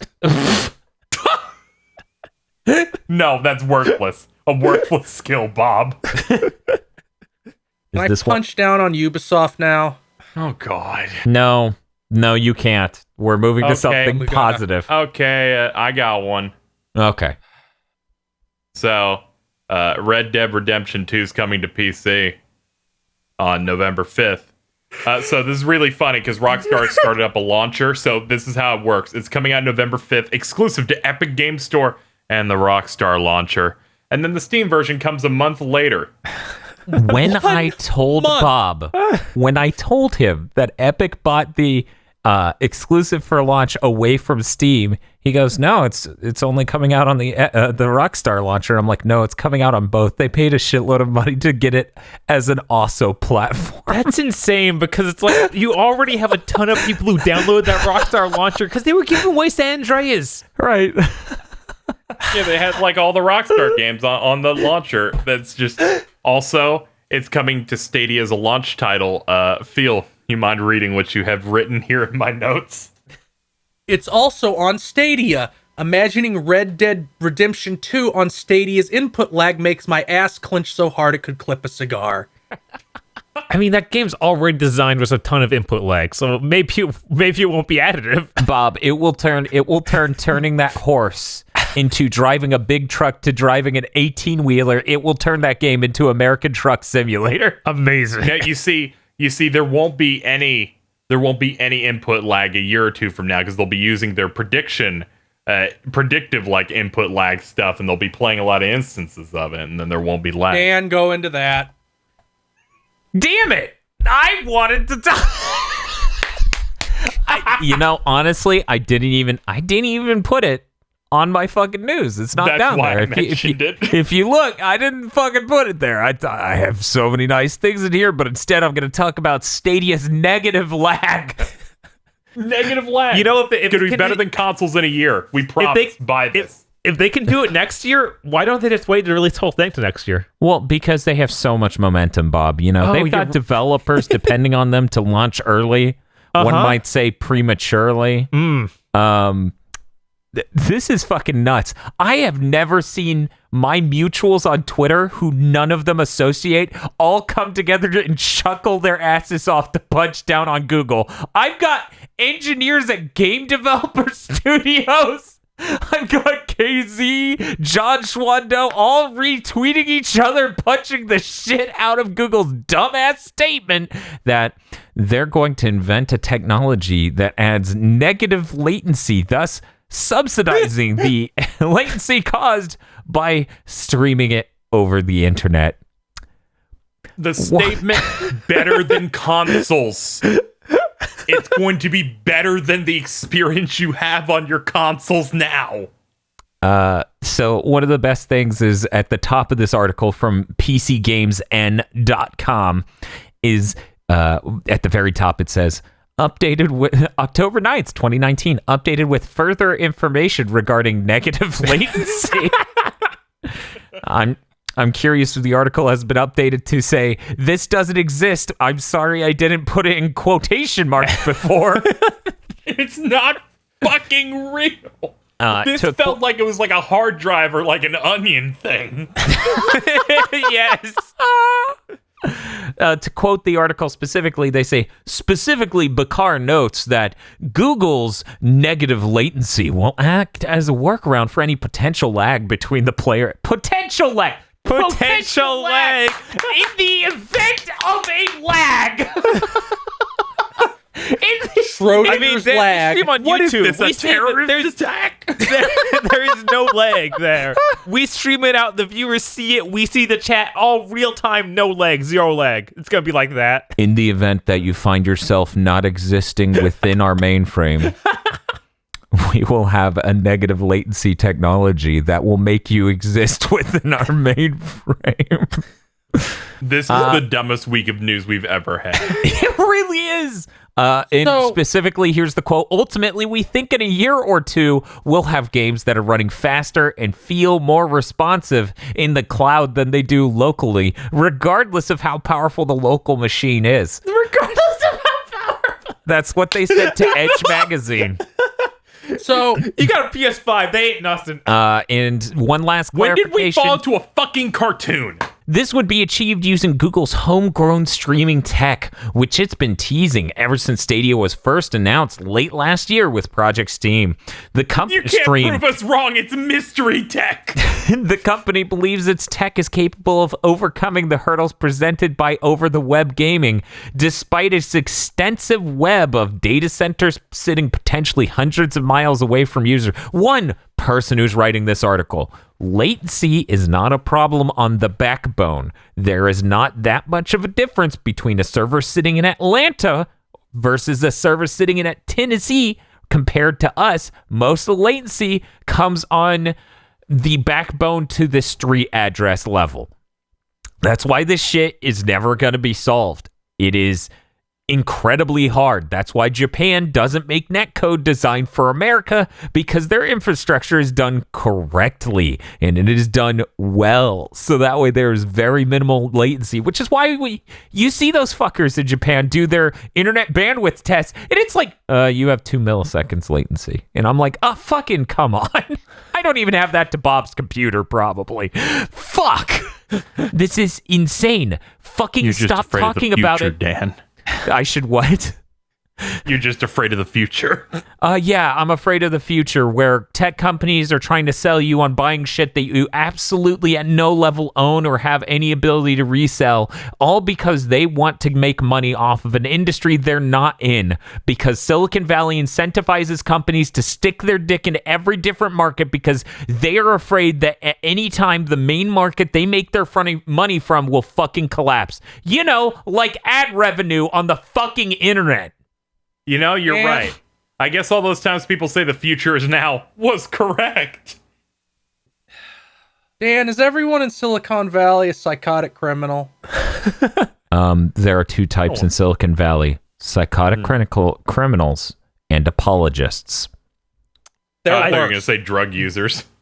Dan, hey, I figured it out. What's up? I figured out their amazing technology that will get this done. Okay. In 2 years, they're releasing a Stadia home console. You know what's going to be really funny, though, about Stadia? I'm going to kill myself if Bob ends up being right. I'm going to fucking do That it would be live really on stream. But the thing that's more rational, I think, the hurdle that I don't think it's going to turn out that if you have like a potato Wi-Fi router, which I think most people will. Most people do, yes. It just, the latency is like 80 frames. Yeah. Yeah, no, it's true. You ever watch a stream on Twitch on mobile and notice how everyone else sees that shit before you? Imagine that was a game. They're just that far ahead of you. I feel like this is also the worst possible time in history for Google to put out that claim. Like, in a year, we'll be better than console, when it's like new platforms are going to launch, which it seem like they're going to have way better latency than the current ones. Oh, they will. Absolutely. Hands down, 100%, they're going to have better latency than the modern consoles because... And also, while displays are getting better about latency, so this will... unintentionally end up creating a consumer base more sensitive to latency. Oh, yeah. If they had done this shit 8 years ago, TVs would have covered up their latency by a lot. Like, back then, I think the display me and Bob were rolling, those things had like 80, 100, somewhere pretty high in the latency numbers, like 60 milliseconds, 100, somewhere in that range. Nowadays, the modern 4K TVs, especially from LG, and I'm blanking on some of the names of the other brands that are really good with input lag, but this fucking LG C9 is 5 milliseconds from a perfect score. Like, you're trying to tell me that you're going to be able to you're going to be able to hide your elephant ass level of latency in this chain. Dan, it's okay. They're running 37 instances of that game. Yeah, for every user. Let's go ahead and talk about, because I'm sure people are curious. Are we going to talk about the thing where they try to use RetroArch to explain why this is possible? Yeah, so here are the two different ways they can do this and how insanely wrong this will go. They either need to run somewhere above 16 different iterations of the game simultaneously, and when you push a button it didn't expect, it will have to roll back the instances to the one you pushed, thus causing a change in input latency that is not desirable to begin with, and also taking up 16 fucking blades in the server. I'm just thinking about like Xbox blades. It's no. What's up, Bob? Everything has a 3D camera at this point. That needs like infinite numbers of possible differences. Oh yeah, you're just literally running 16 consoles. Don't worry, Bob. Somebody told me it'll work because Google has infinite money. The thing is, Bob, okay, say you didn't prioritize things like bringing up a map or hitting pause, okay?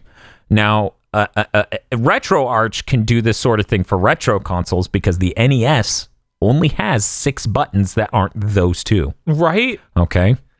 Now, even if you include those, that's 8. So you only have to run 8 instances of a game at once, and it's a game designed for the NES, so it's pretty potatoes when it comes to how demanding it can be on an emulator that's cutting curves to make it faster instead of absolutely to the transistor level accurate.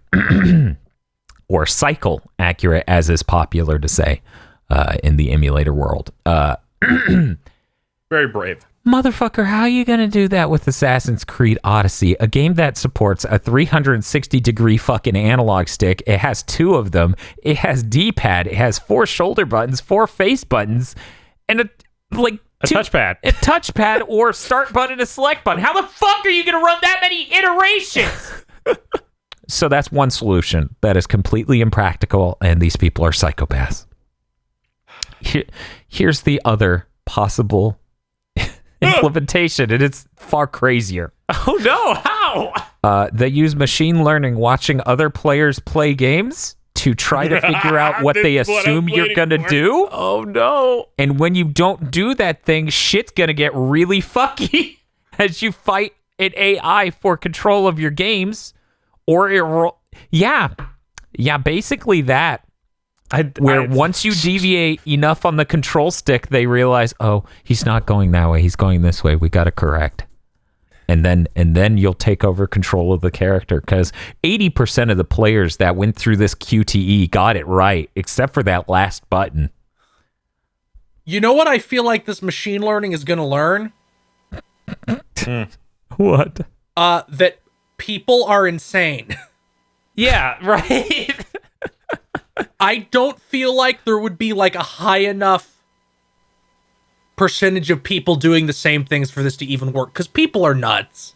Oh yeah, no, like if you plot out the path. I'm nuts. I've been like, yeah, that thing in the background looks interesting. I had better focus on it in 45 seconds, rotating the camera all around to look at all possible angles of it.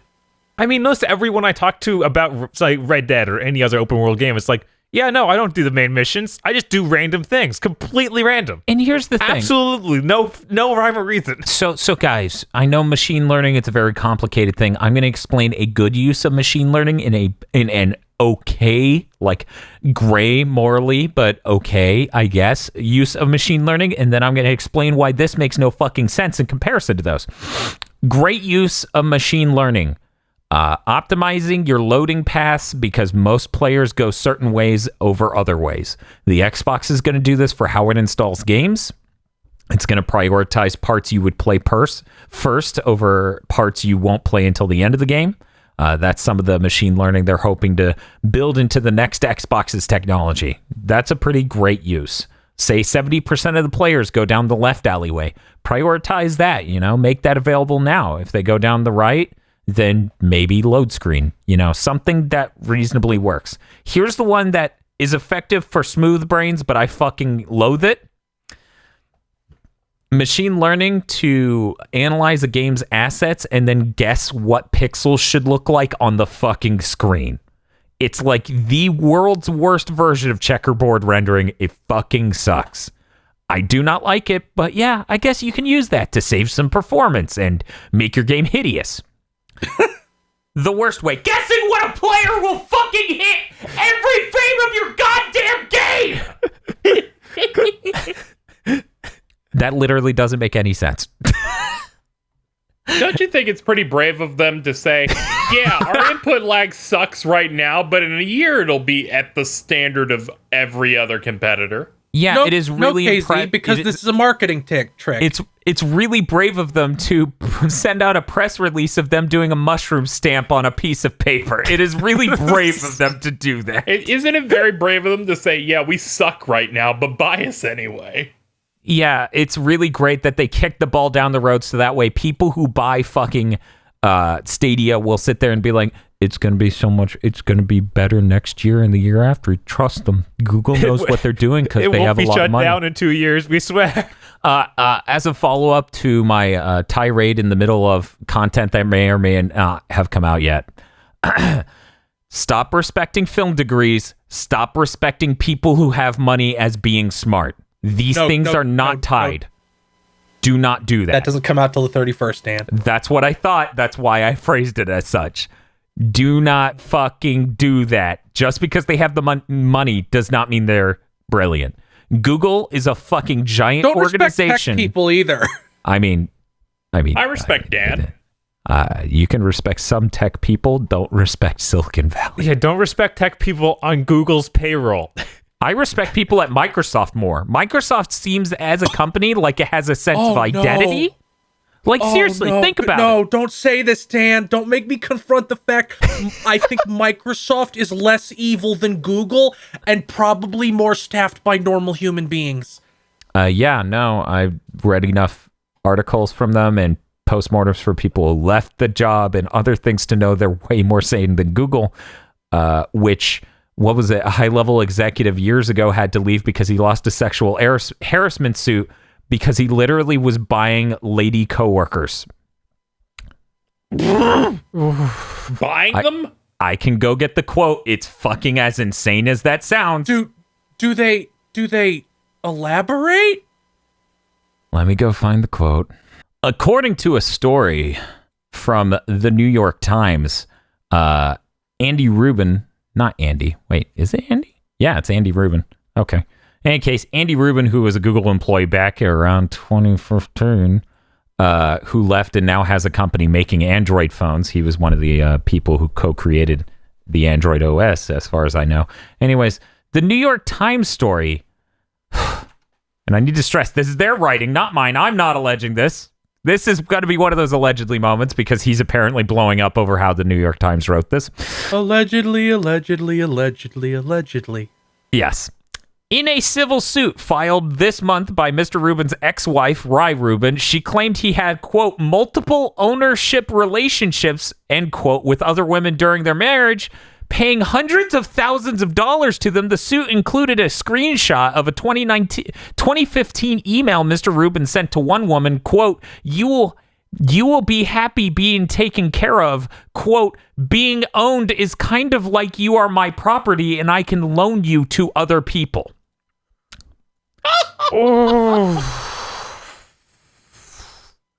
This is why they invented guillotines. Yes. Stop talking about guillotines. No. No, I already bought some of the lumber. This is happening. What? You got to buy that watermelon. But yeah, no, fucking Google's insane. They've always been insane. They don't have a sense of fucking identity, and they haven't in like easily a fucking decade. Easily a decade. They haven't had a fucking clue what they're doing. Remember YouTube Gaming, Bob? Yeah. They still sent people to conventions to promote YouTube Gaming like it exists. What? Why? They shut it down last year. Exactly. There are people going to conventions right now, to promote YouTube Gaming. It's worse than Daily Motion Gaming. Sorry. So yeah, Google's identity is like if Apple was, it's like Garage Shop Apple. Yeah, no, they wish they were Apple really bad. It's Apple, but amateurish is a more reasonable way to put it. Correct. Yeah, I mean, you can describe a lot of Silicon Valley as that. At one point, I would have called Microsoft that, but they've gotten a lot better. See, the thing about Microsoft is they get in an industry, they're like, can we do this? And then they go, no, let's get out. Like phones. Remember, guys? They used to have Windows Phone. The Windows Phone used to be a thing. They got the fuck out after they realized this is a mistake. I should buy a Zune. You're fucking me up because now I'm having to confront the fact that I would expect Microsoft made software to work better than I would expect any Google made software to work. Yeah, because Android OS is stolen JavaScript shit where they didn't want to pay for it. They got sued. They lost that suit. At least Microsoft makes their own shit. Amazing. Anyway, let's talk about cool shit. I can't talk about any of my news. We just talked about tech. Other people go. Go. Okay, I'll talk about how I got assaulted by Hiro Mashimi, author of Fairy Tail's new manga, Eden Zero. I have to make this a new Leaving the room. No, Casey, you get back here. Fuck you. Casey, don't leave us alone with this madman. Okay, what happened is he sent me this. I was harmed too, and now he's like, fuck it, Casey gets seconds. Yes. So, go ahead. So I posted on Twitter earlier this week. I read Shaman King and thought it was whatever. So somebody messages me, hey, you made fun of Hiro Mashima on the podcast for his foot thing. Did you know that they revealed the heroine's power in his new manga this week? And I'm like, oh no. God, no. And he goes, yeah, it's her feet, and the whole chapter is focused on her feet. And then I said, no, you're lying. I went and read this chapter. And you read it. Not only is it entirely about her feet, she has right before she activates her power, like she realizes what her power is and turns it on, she has a flashback of every time previously in the manga her feet had been relevant. This killed me because he showed me the pages, and the narration's like, this is like everything was foreshadowing this, and it shows old panels, and one of them is just someone saying, please proceed barefoot beyond this point.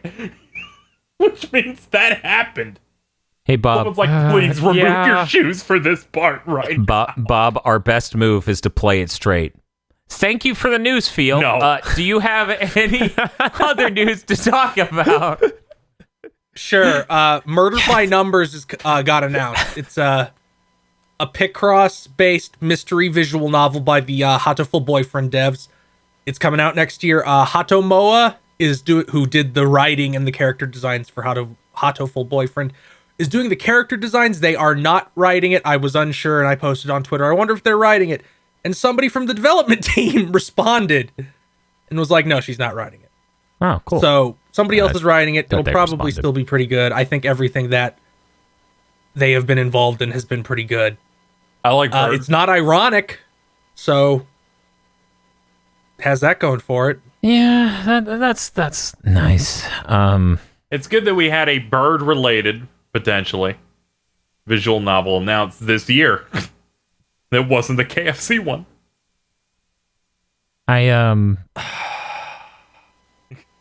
Does anyone on this podcast play Picross? No. Okay. No. Well, shit. Okay. No. Got it.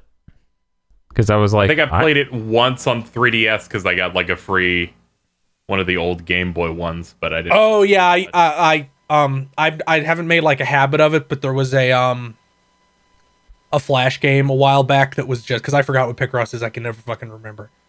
But there was like a Flash game a couple years back that had like 700 levels.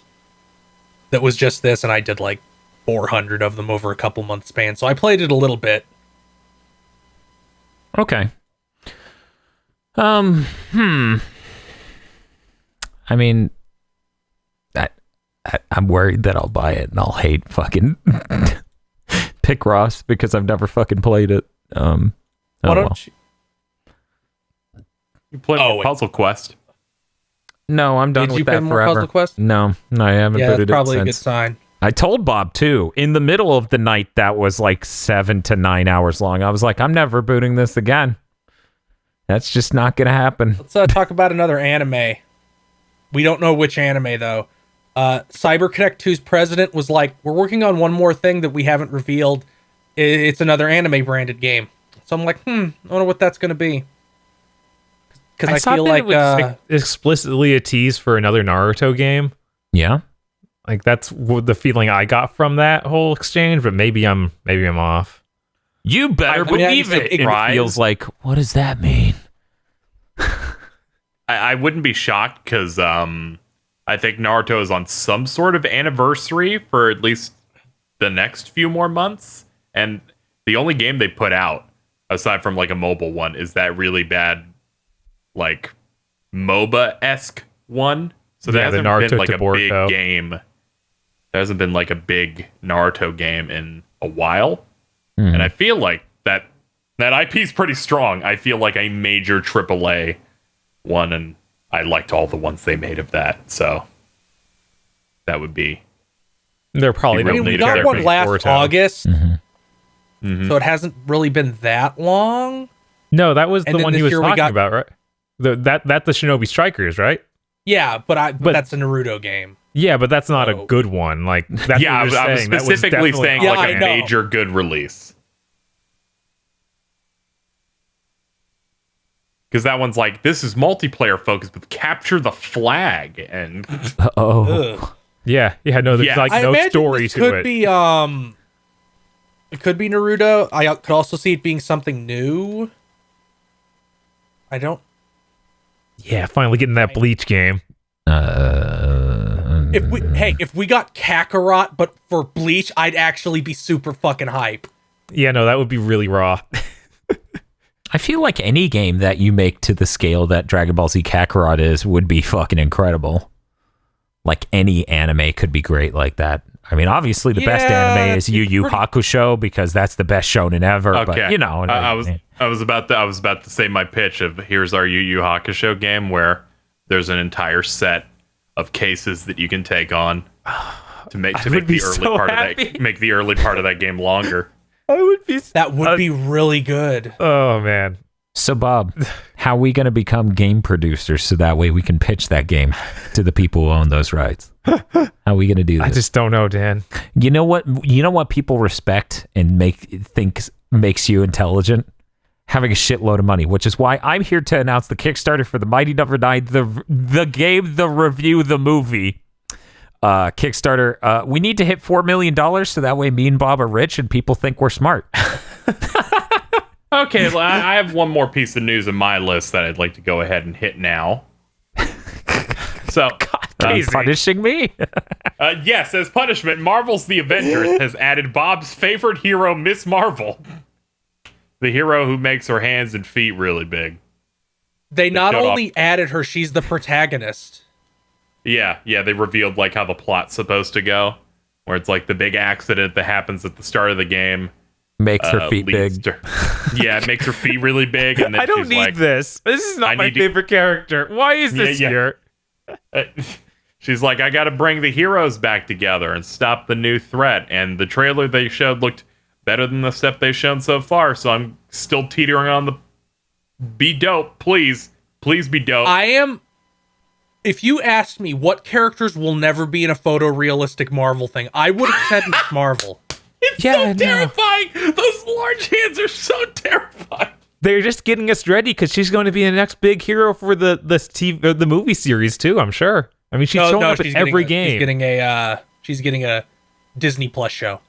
Oh, of course. God, it's so fucking scary. I know it's such a weird thing to. So fucking my God. scary. Just do Squirrel Girl. That's not near as creepy. If you say so. We can talk about a different horrible nightmare thing being produced related to video games. Yes, please do. This delighted me. Ubisoft revealed their TV show plans. Now, Oh no, I forgot about these. Ubisoft TV shows. We're gonna no, die, these are new Dan. ones, Bob. They announced new ones. No, I saw them earlier today. I know. Like Watch Dogs. Yeah, what was it? A Watch Dogs show aimed at teens? That sounds like the exact level of not fucking teens. trash I want to watch. Not teens. Tweens. I don't believe you. I don't. I saw the believe- poster. He's right. What does that even fucking look like? I don't understand. Watch Dogs, which by the way, the next Watch Dogs is very serious. You're fighting the fascists that took over your country and you have to save the day. This will star a middle school girl who has gadgets and solves cyber mysteries. It's a cartoon. I want to walk off this podcast so bad right now. How is this worse than the feet thing? Dan's just like, the most cynical thing I ever could have imagined is real and in front of me. It's four of them. Okay, because I thought it Four was of pretty those. bad that girls' pants explode to show her exposed feet and legs. Fucking, it's so horrible. This is like Disney movie version of fucking Watch Dogs. I get so excited for Thursday, but then when it happens, I'm actively like, this is hilarious and terrible. Why do I look forward to this day every time? It's like I have fucking Stockholm syndrome. It's the highlight Well, of the Dan, week. it can go along with the Disney Plus man. The Rocketeer Show, which is a cartoon that has nothing to do with World War II or Nazis. What? Man, fuck. Jesus Christ. I don't even have words for that. Fuck that. They're also doing a show for Far Cry 3 Blood Dragon, which has Adi Shankar leading it, so it'll probably at least look great. I mean, Blood Dragon was an interesting thing where they actually got like the guys from Terminator to come in, do But lines. they never and fucking did again, because it was too cool and popular. But now they're doing this to try and make up for that. I also want to have hope for Rayman. Yeah, Rayman could work. Yeah.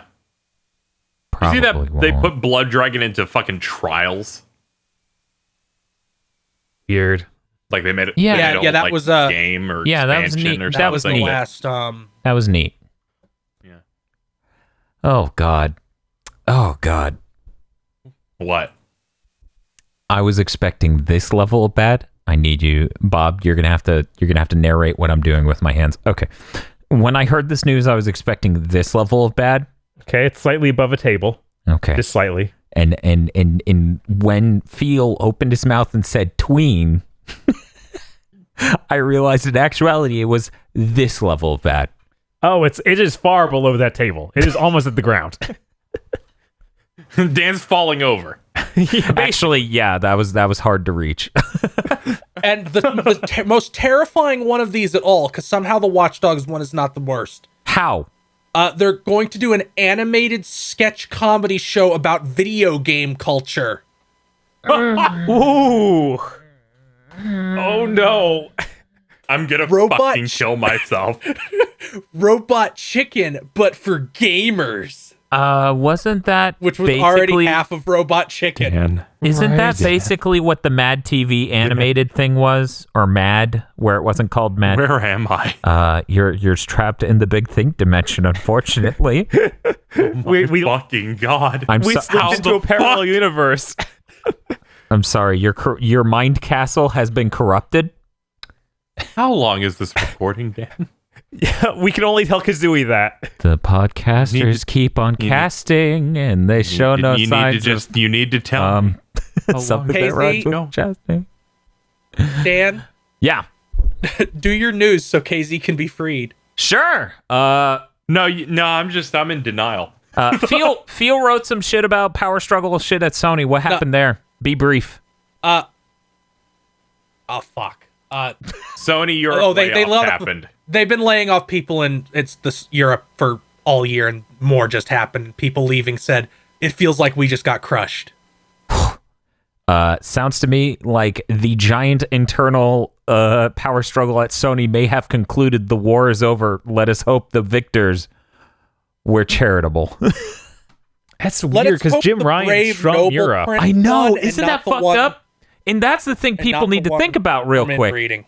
Jim Ryan, as far as me and Bob can recall, came from Europe to run America, and now Europe is crushed. What the fuck happened? He got bought off with that sweet American money. They're like, we're going to crush your empire. Come work for us. They have the God of War music play at their conferences, like their telephone conferences. You know, hey, it's all worth it. It's all gonna be worth it in the end, because when you at day one buy your PS5, you know what's gonna be inside it? Hope. You know what else will be inside it? Uh-huh. A USB Type-C. Yes. Everyone's very excited for the controller that will have a USB Type-C, thank God, a better battery, supposedly. It has new speakers, haptic feedback, which is okay, I love this haptic feedback. We've had that since the PS1. It's going to have a finer grain haptic feedback sort of mechanism, so instead of the vibration we get on modern consoles where they spin weights inside of the controller to make it shake, it's going to be more like the Switch or newer iPhones, so that way it's a pneumatic spike basically that shakes along a linear path. So you get more fine-grained control. By the way, guys, fun fact, if anyone ever sat there and went, man, this vibration is fucking obnoxious on the Switch game, what is up with that? Nintendo made a easy-to-use library in order to vibrate the motor in there. All you have to do is feed it an audio file or audio signal. So sometimes game devs get lazy and they just feed the audio that's currently playing for the relevant sound effect in, and it just feels like shit. Because it's an explosion sound, not a fucking vibration effect. What Fun game fact. does this? I want to know what that Fucking, feels like now. I'm 'cause I willing can't to think put about money it on off my Astral head. Chain. Yeah, Astral Chain feels terrible. Like, its vibration is not designed for how it should feel. It's designed for how the audio sounds. Anyway. But yeah, so Sony went and talked to Wired. From what other people in the industry have said, they basically did this the moment they started shipping out the new dev kits with the new controller, so that way they could beat developers to leaking it. And they let Wired have the exclusive again. And they talked about a lot of things like the DualShock 5. As I said, it had all of those features, but it also has adaptive resistance triggers. So when you go to pull the L2 and R2 button, the game can actually change how hard it is, how resistive it is, how resistant it is to you pushing the button, which could be pretty interesting. I have to wonder how quickly it can be updated. Because if you think about it this way, right? Like, Bob, imagine you're playing a game. It's a shooter. You're using a powerful Desert Eagle, right? Uh-huh. The first few degrees of you pulling the button is really resistive, and then past that, it gets loose. So you get the feel of pulling a trigger. Huh. Like, if Yeah, they if they do can it do like that on that, the fly. then it would be really cool. In theory, if it can do it, it should be able to do it on the fly. The question is, can they? Like, can they program that? Can they make that easily usable by devs? Some of the use cases they were talking about, more basic ones, was like, like using a gun versus hitting an accelerator versus doing this. You would want it to have different resistances. And that's much more fancy than the Xbox thing, which is just you hit a switch and it can only go, like, it becomes more and more shallow.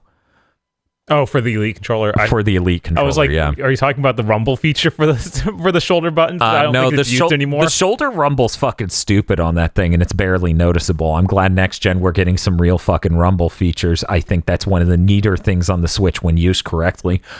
They talked about the SSD again, how it's gonna help boot times for the console and help loading times on assets, because, and this is a thing, I guess, people need to have explained to them. Moving the read head across a hard drive is an insanely time-consuming process. So in order to reduce that, a lot of games feature redundant data. During one of these articles, someone from Sony talked about, I believe it was Mark Cerny, talked about how Spider-Man on PS4 has some assets duplicated 400 times across the game file, so that way load times aren't fucking miserable. 400 fucking times for the assets, so that way when you come out of a cutscene, a thing is accessible immediately. So having a solid state drive, you don't need to worry about that. Solid state drives can seek, for all intents and purposes, any data across the whole damn thing with equal access times, which is great. I'm really looking forward to that. Sony apparently deeply upset after last time they mentioned ray tracing support. People were like, yeah, and software. So they came back this time and they're like, no, it's in hardware, dummy. Our PS5, it's real strong. Got him. Got him. I think a lot of the people sitting here saying, because Bob, I'm sure you've seen or heard a bit of this. People are like, yeah, it's going to have ray tracing, but it's not going to be as good as PC ray tracing, which is way better. Hey, Bob. Because the PC ray tracing is so good, right, Dan? Guess what, ladies and gentlemen? We have a laptop that supports ray tracing. Yes, that's right. We have a RTX 2060 now. We now have experienced the ray tracing future. Bob, can you imagine this console somehow being worse? I don't know what you're talking about. Ray tracing on that laptop is like waking up from the dream. What? You made your time before you did the ray tracing and after you did the ray tracing. It's so good. Life-changing event. Bob is now awake when he was once asleep. I still don't really understand what ray tracing is. Okay, so when you light a thing in a video game, generally you just use broad generalizations. So there's a thing called global illumination. You can bake that in or make it dynamic. Baking it in makes everything look stale. Making it dynamic takes per frame a lot more time to do it. You can shade characters. You can do... Oh, man, I don't fucking know how to briefly explain lighting in a video game. It's all brutal fucking generalization. I get it. It's super precise lighting that is very resource intensive. Ray tracing bounces a literal ray from the perspective of the camera around the room to figure out what shit is lighting what other shit. It does it per pixel, except for it doesn't. Modern ray tracing doesn't fucking do that. It generalizes it. So imagine you're doing your lighting at like a 4th to an 8th resolution, and then you're using, and I shit you not, I'm not making this up, I'm not exaggerating, you're using a checkerboard rendering style upscale to turn that 8th or 4th resolution of ray tracing for the light sources or the reflections or the ambient occlusion up to a full resolution thing. That is what state we're at on RTX when it comes to ray tracing. Of course, these fucking consoles will be able to do that. Come on, man. It is not that impressive. Moving on. Oh, yeah, that makes sense. Yeah, that makes sense. Oh, I'm sorry. I think I broke a blood vessel in my brain during that. Go on. I know. I'm really glad we saved this for the end where no one's going to hear it because they checked out an hour into this podcast anyways. No, I don't know why the Stadia segment was the funnest part of this podcast.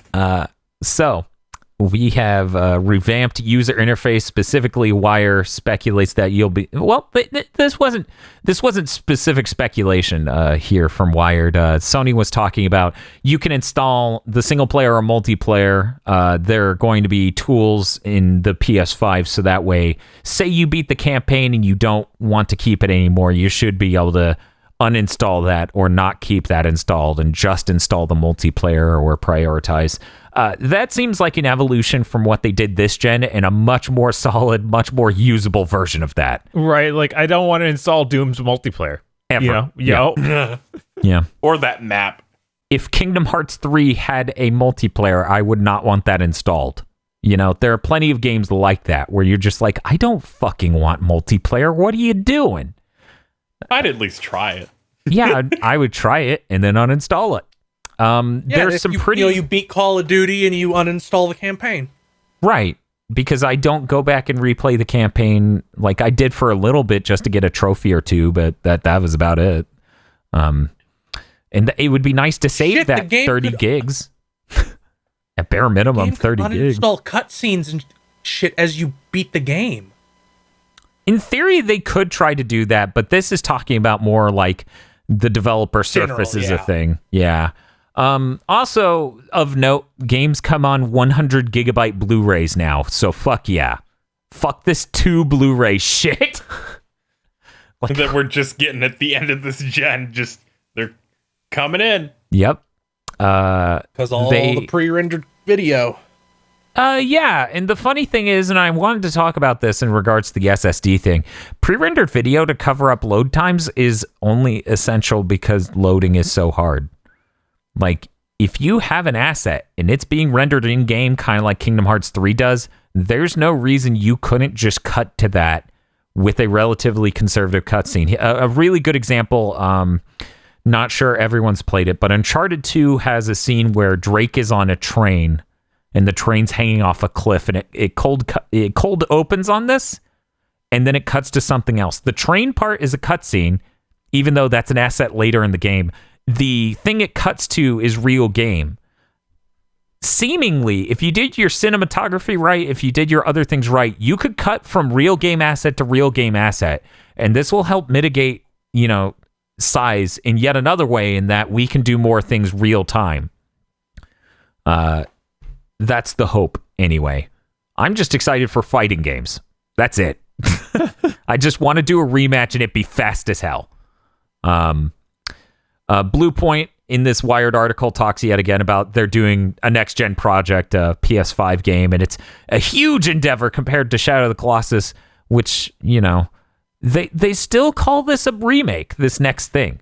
Like, it's still being implied to be a remake of some sort. In their interview with Digital Foundry at the beginning of last year, I believe, Blue Point referred to it as a really huge game, and if you look at their past games, you can figure out what kind of game it might be. I think it's going to be the Ape Escape game, maybe? I was like, that would be really big, but I don't know if they would call it bigger than Shadow of the Colossus. If it's a more ambitious remake than Shadow of the Colossus, like we're adding new cutscenes, we're making things seamless. Like, the way they described it is that before they made remasters, and then Shadow of the Colossus, they internally consider a remake. And they said this is going beyond that, and we're calling it a re-envisioning of this. Right. And I'm saying, like, if they did Ape Escape and did it up a ton, made things super seamless. I feel like that's the only that's the one Sony has left. Like, I can't think of anything else that level. Oh my God, that would upset me so much. I know. I didn't want to say it because this is your safe zone. well, Schreier, Press Sneak Fuck, has basically said they're working on that right now, like a demon Souls thing. Not that this was that.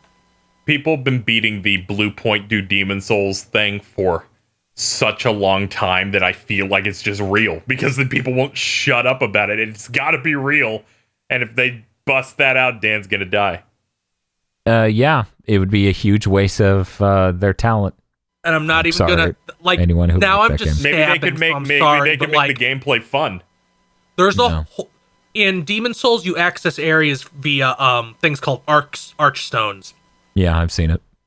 One of them is broken because it was an area that they couldn't finish for the game. Yep. It's true. So real easy to just put that back in if it's bigger than, Shadow of the Colossus. Yeah, which they even added stuff to Shadow of the Colossus. They actually put a huge Easter egg in it. That was pretty cool. Given the fact they had Blue Point say something about this and the whole thing, you think they're trying to get something out launch with Blue Point's name on it? Yeah, I assume they're trying to get it out in the launch year, so it's probably going to show a trailer either at the PS5 reveal or at E3.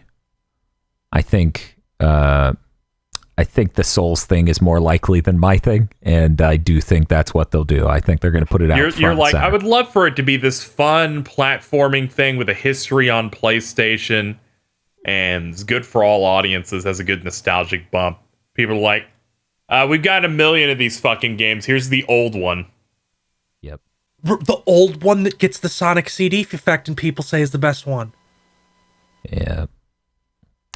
But aside from that, I just wanted to talk about some things I've read about the PS5 or heard about the PS5 abroad. The leaks about its specs have been so insane that even Digital Foundry's like, we're not sure. We're going to wait until they announce.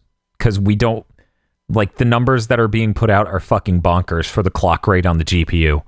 So, it's possible that Sony caught wind of the Microsoft console being more powerful and decided to double down on their efforts to make their console more powerful. Because Sony enjoyed a very nice lead for most of this gen based on the fact the PS4 original was so much more powerful than the Xbox One original. So they may realize that it is important for them to get some serious performance out of this. Either way, $799. Cooling that console is going to be a pain in the ass. It has an SSD in it, which, for those who don't know, as the temperature goes up on SSDs, they actually perform worse. So that thing needs to be well cooled. Otherwise, it can cause issues. And just like industrial grade insulation inside the console. The loudest fan on earth. The other thing is the CPU is actually performant, like in a way that this gen wasn't. If anything, to the next gen is going to be a huge leap, a generational leap. It's the SSD and the CPU all the way. The GPU probably won't be as huge because we had that mid console generation up refresh. But fucking the CPU and the SSD are going so bonkers. It's fucking great. I'm so excited. Guys, I'm genuinely very excited about these next gen consoles. Same. Between this this year having so many great games and next gen being next year, this is like the best 2 years in gaming for Dan in a really long time. Because Even if it Consoles was, seem like they'll be good, not like the PS3. yeah. even if the new games coming out aren't, as appealing to me, my old games should run better and load faster. Right, you're And All perform Sony better. has to do to make the PS5 automatically the greatest console of all time Yeah. is include PS1, PS2 backwards compatibility. That would be fantastic. I hope they do that. Just thinking about every game with unlocked frame rate right now going. Just thinking about me buying a PS5 at launch solely to hack it and put every PS1 and PS2 game on it. You're going to hack a console at launch? Jesus Christ, NASA should hire you. Right. I mean, I was going to hold on to the launch one. Yeah, I get Oh, I I get it. get it, I yeah. get it. The Yeah. missing And not stuff was downloading holding any on updates. until the exploit came out. Right. This hyper hacker, man. See, that's why he's psychotic. He's a Silicon Valley hacker. Oh, no. I'm the protagonist of the new Watch Dogs show. Feel always appeals to our tween pod lords. Yes. Because I'm as tall as them. Yeah. I'm so excited for these new consoles. How about you, Bob? Oh yeah, no, this is really genuinely exciting. It's very cool. It's like, hey, this console is going to do 4K. Thank you, Sony. Very cool. Very cool. Very cool. Honestly, we have two 4K TVs, right, Bob? Yeah, How much more of a shit do you give about load times than resolution? a lot. A lot more about that and about games actually running well. And if the CPU is actually bumped up, we'll probably see that. Yeah, the CPUs are like way up on this thing. Those numbers are actually relatively known, weirdly enough, but the GPU is a mystery. I'm so excited, like so fucking thrilled. KZ, you? How are you feeling about next gen right now? I'm just thinking about all the Japanese games I played that are like, we unlocked the frame rate, and everyone's like, that's stupid. Now it's gonna be like, oh, all those things are gonna run at 60 frames a second probably, and they'll load in like 4 seconds instead of 40. Yeah, Kingdom Hearts 3 is the litmus test for the SSD in the next system. I know That or Spyro. That's the first game I'm gonna fucking play on a PS5. I'm just gonna load that up. Weirdly enough, I feel like I'm the same way. Like, I feel like that is going to be the first game I test with back compat, just to be like, load, you fuck! I've been holding off on playing DMC5 on the PlayStation 4 just because, like, I'll play the version when it's PS5. Yeah. I'm going to call a future shot here. Okay. The two games most loaded first into a PS5 are either going to be a Rockstar game or a Square Enix game. I feel like And those will compose like 90%. You know I feel like third place is something like Bloodborne or some shit. Feel we live in a godless world. It's Skyrim. Guys, if it's not GTA Dan, or Call of Duty Modern Warfare, he's going to release a PS5 version of Skyrim. They can't wait, Feel! right? They'll do it twice. I'm gonna shit blood. Well, KZ, this thing with how many was there must have been a Skyrim port announcement at E3 this year, right? Actually, No. I think this was the one E3 we didn't have that. It made up for the 5 that was at 2018. I know. Looking forward to I 2020. feel like they couldn't do it anymore because they did the Skyrim bit like the year before. it doesn't Where's matter. Now, Oh, KZ, Skyrim on Alexa. it can be Todd 60 Howard literally frames. said, Wait, did you just say It's 60 Howard said- frames per second. 60 frames per second Skyrim? I'll Skyrim. fucking buy it 5 more times. See? all it takes. Todd literally said, we'll stop making Skyrim ports when you all stop buying them. Yeah. Why won't you people let him free? Yeah, really, it's our fault. Sorry, Todd. Sorry. No, every copy of Skyrim you buy, Todd's power grows. It's like, no, Feel, it's like the Podlords. As we become more powerful with Podlord support, we also become weaker because we have to start more podcasts. I have to start developing more Todd Skyrim Howard is a podcast. Dragon Ball Z villain, and he reveals his power level is 1 for every copy of Skyrim sold. But yeah, very excited for the PS5. How you feeling about next gen? Are you an early adopter type? Not really. Okay. I got a Switch like a couple months in because I was like, I want to play Breath of Wild again, and it would be stupid to play it on the Wii U. Because fuck the Wii U. Yeah, because fuck the Wii U. Cool. And also, I wanted to play Splatoon 2. Yeah. PS4, I got a year in, Okay. and I got a Wii on launch day. And I got a Wii U like within a month. Hey, Bob. Hey, what's up? I realized our friends group are psychopaths. Why? I can't remember I don't think there's a console that's launched while we were adults where we didn't get it on launch day. Oh yeah. I mean, that's our what I'm shocked in-person for. friends group. Yes. Yeah. No, we are all drinking that Kool-Aid of. Yeah, it's new. I want to see it. Yeah, no, it's Forget if I exciting got it at and hype. launch or not, but I think in the first couple weeks of launch, I got the PS4 Pro. yeah. Well, When Hajime Tabata, the snake oil salesman, like, we're gonna get 15 running at fucking 60 frames. And you're I'm like, no, you didn't. You're like, I believe you, goblin man."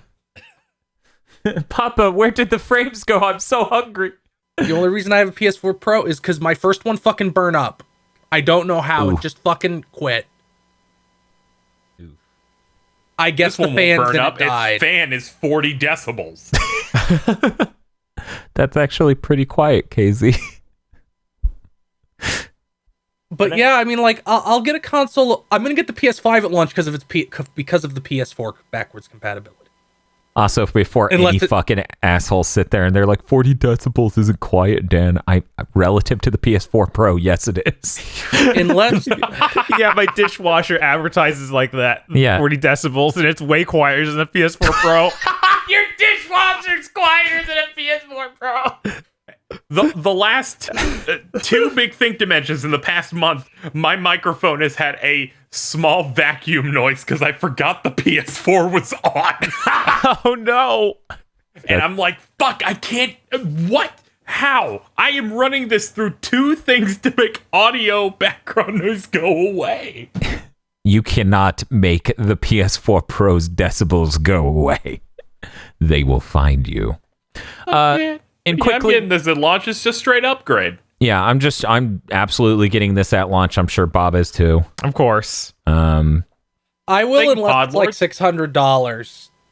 It's just something about that. Even though I could afford it, would be like, no, fuck you. Feel I'm a sick Feel? fucking broken man. $600 and it's done. And I would sit there and chastise them the whole way and be like, you idiots, no one's gonna buy this except for me because I'm fucked. Wow, I'll Dan, be real with you. This could be $800. This could be $900. But this is a machine that makes Kingdom Hearts 3 better. I guess I'm gonna have to fucking buy this machine. see, what you said is more ridiculous, but Dan said his the exact way Duckman would. I think you need to. Accurate. I think you need to understand. I need it. I Yeah. need it now. Yeah, no, that's fair. Revisiting Kingdom Hearts 3 and it loading fast would be so nice. It's enough to make me go, maybe we push the aggro stream until after the PS5 comes out. We can save an hour. You know what? Given the other things you planned around that, yes, keep pushing it. And then the PS5 just fucking Cost me dies. less. It just dies because it's one of those launch things. Anyways, let's talk about the other news. There isn't much. GGPO is now open source. It's using an MIT license. This means that anyone can use GGPO in their game and design it have really great network code as long as they figure out how to implement it, which does have some requirements and is technical, but very doable for fighting You want to go games. to Arc System Works and Capcom and just sneak it in and say, "Hey guys, check this out." Basically. Please. Basically, Please. yes. I know you probably can't do anything on it with things that are coming out because typically you have to build around Yeah, you have type of to. shit. You have to be able to design your game to be fully deterministic and also have You can't rollback. just patch netcode typically. Not this type. It's a bit too involved for it to go well if you do that. So yeah, you want to go to Capcom. You want to go to ArcSys. You want to tell them, hey, implement this. And honestly, other games could too, but not every game could. It's not that simple. Yeah, Guilty Gear is far enough out that maybe I want to believe, but they probably just won't even adopt it. That's my fear. The Japanese devs will still be just like, oh, no. I mean, to be fair, there is a real stigma in Japan with using open source stuff. There's a real stigma with using that sort of thing, even Other if it's people's GGPO. stuff. Yeah, in fact, Nintendo won't Especially use foreigner stuff too, where there's just a bit of a bias there, where it's like, we make the good shit. We got our Kagemusha netcode for Street Fighter V. Yeah, that went great. So this is a good thing for the future. Between this and the PS5 news, very, very optimistic. The future's future. This other news is just kind of great, but not mind-blowing. Steam is getting remote play together. That's the title. A way for one person on one PC who owns a game to do, quote, local co-op with people over the internet. So this is like that PS4 feature. I didn't actually read this. Wow. Yeah, it's like that PS4 feature where basically what you're doing is streaming the video of the game to your friend's Steam, and then they can join you as player 2 on their machine. Every Unity game that has local co-op will support this at the launch of the beta on October 21st, which is pretty This is great. the first time I've seen a streaming game news that doesn't Piss me off. feel This bad. is a good idea. Yeah.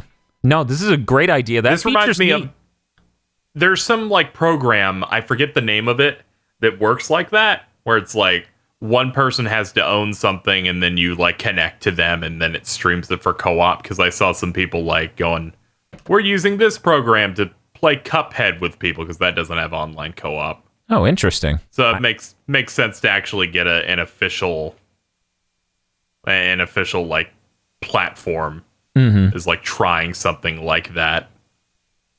Yeah, no, it's very smart of Steam to do that. I think that's a great feature, and honestly, I could totally see us using it. I thought it was a great feature on the PS4. The only concern, of course, is Player 1's internet has to be good. Player 2, not so much. Player 1, absolutely. They're saying a 1080p low latency, in quotation marks, experience requires 10 to 30 megabits per second connection from the first person's PC. So I kind of feel bad though, because since they don't have the Google Mystery Tech, a year from now it won't suddenly have negative latency. So it's unfortunate. They'll be not ahead of the curve. yeah, it's a real shame that Steam isn't what's a good word for it? Fucking liars. Yeah. Oh, okay. Yeah. Yeah. Shifting How through your unfortunate. papers. It is really unfortunate. Well, I think that's going to do it for Big Think to Mention this week. Congratulations to everyone who made it through. That's me. Yes, it is you. It's you and you who's listening and you over there staring at them on the bus. It's everyone. Good job, everyone. Good job. Let's talk about what we have coming out in the next week. We have an Indivisible spoiler cast, as we've already talked about, and a bunch of mystery content from GigaBoots, and of course, more of the Detroit Let's Play. Hey, KZ, what do you have coming out in the next week? Well, videos have come back. I've memed myself into playing more Fire Emblem, so I'm continuing to go through that.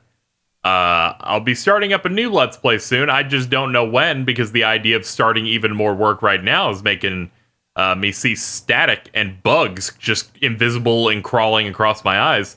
So I'm not thinking about that yet. But Feel, I bet he has a lot going on. Feel, what do you have I'm going on preparing next for future content. week? Oh, nice. Hopefully won't be canceled. What would that mean? That would mean sometimes things go fucked up and no one can save it. I'm not going to say what that would be because we might do something similar to it anyway. Yep. He's talking about our burst limit video. No. I wonder if anyone No. listening Oh, to God, this is I'm gonna- like, why haven't they done burst limit stuff? And it's like, well, because we've been busy. I'm going to have to unlock characters in Burst Limit. That's the worst part of this.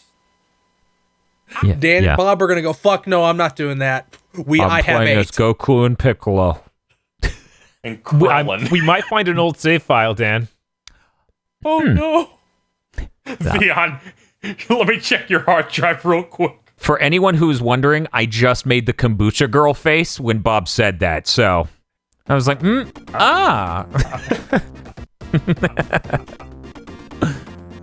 That chick, by the way, she's like, I'm haunted by my face everywhere on the internet. Please help.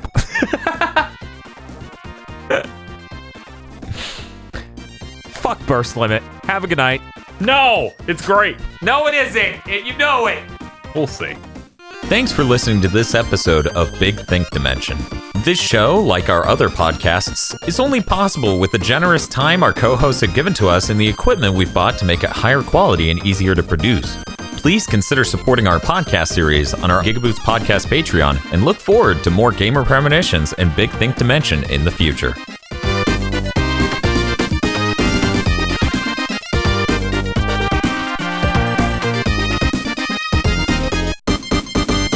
The spooky executive producers for the month of pre-October are Vincent Pover, Nicholas Cameron, E. Lee Broyles, Star Falcon, Spaceman Spiff, Danny Richardson, Dryzard, Shadow in the Darkness, Red Blaze 27, and Third Birthday. Thank you very much to our pumpkin-spiced executive producers. And also these guys. If you like this video and want to support us, then head on over to our prematurely haunted Patreon at patreon.com/GigaBoots and become an executive producer today.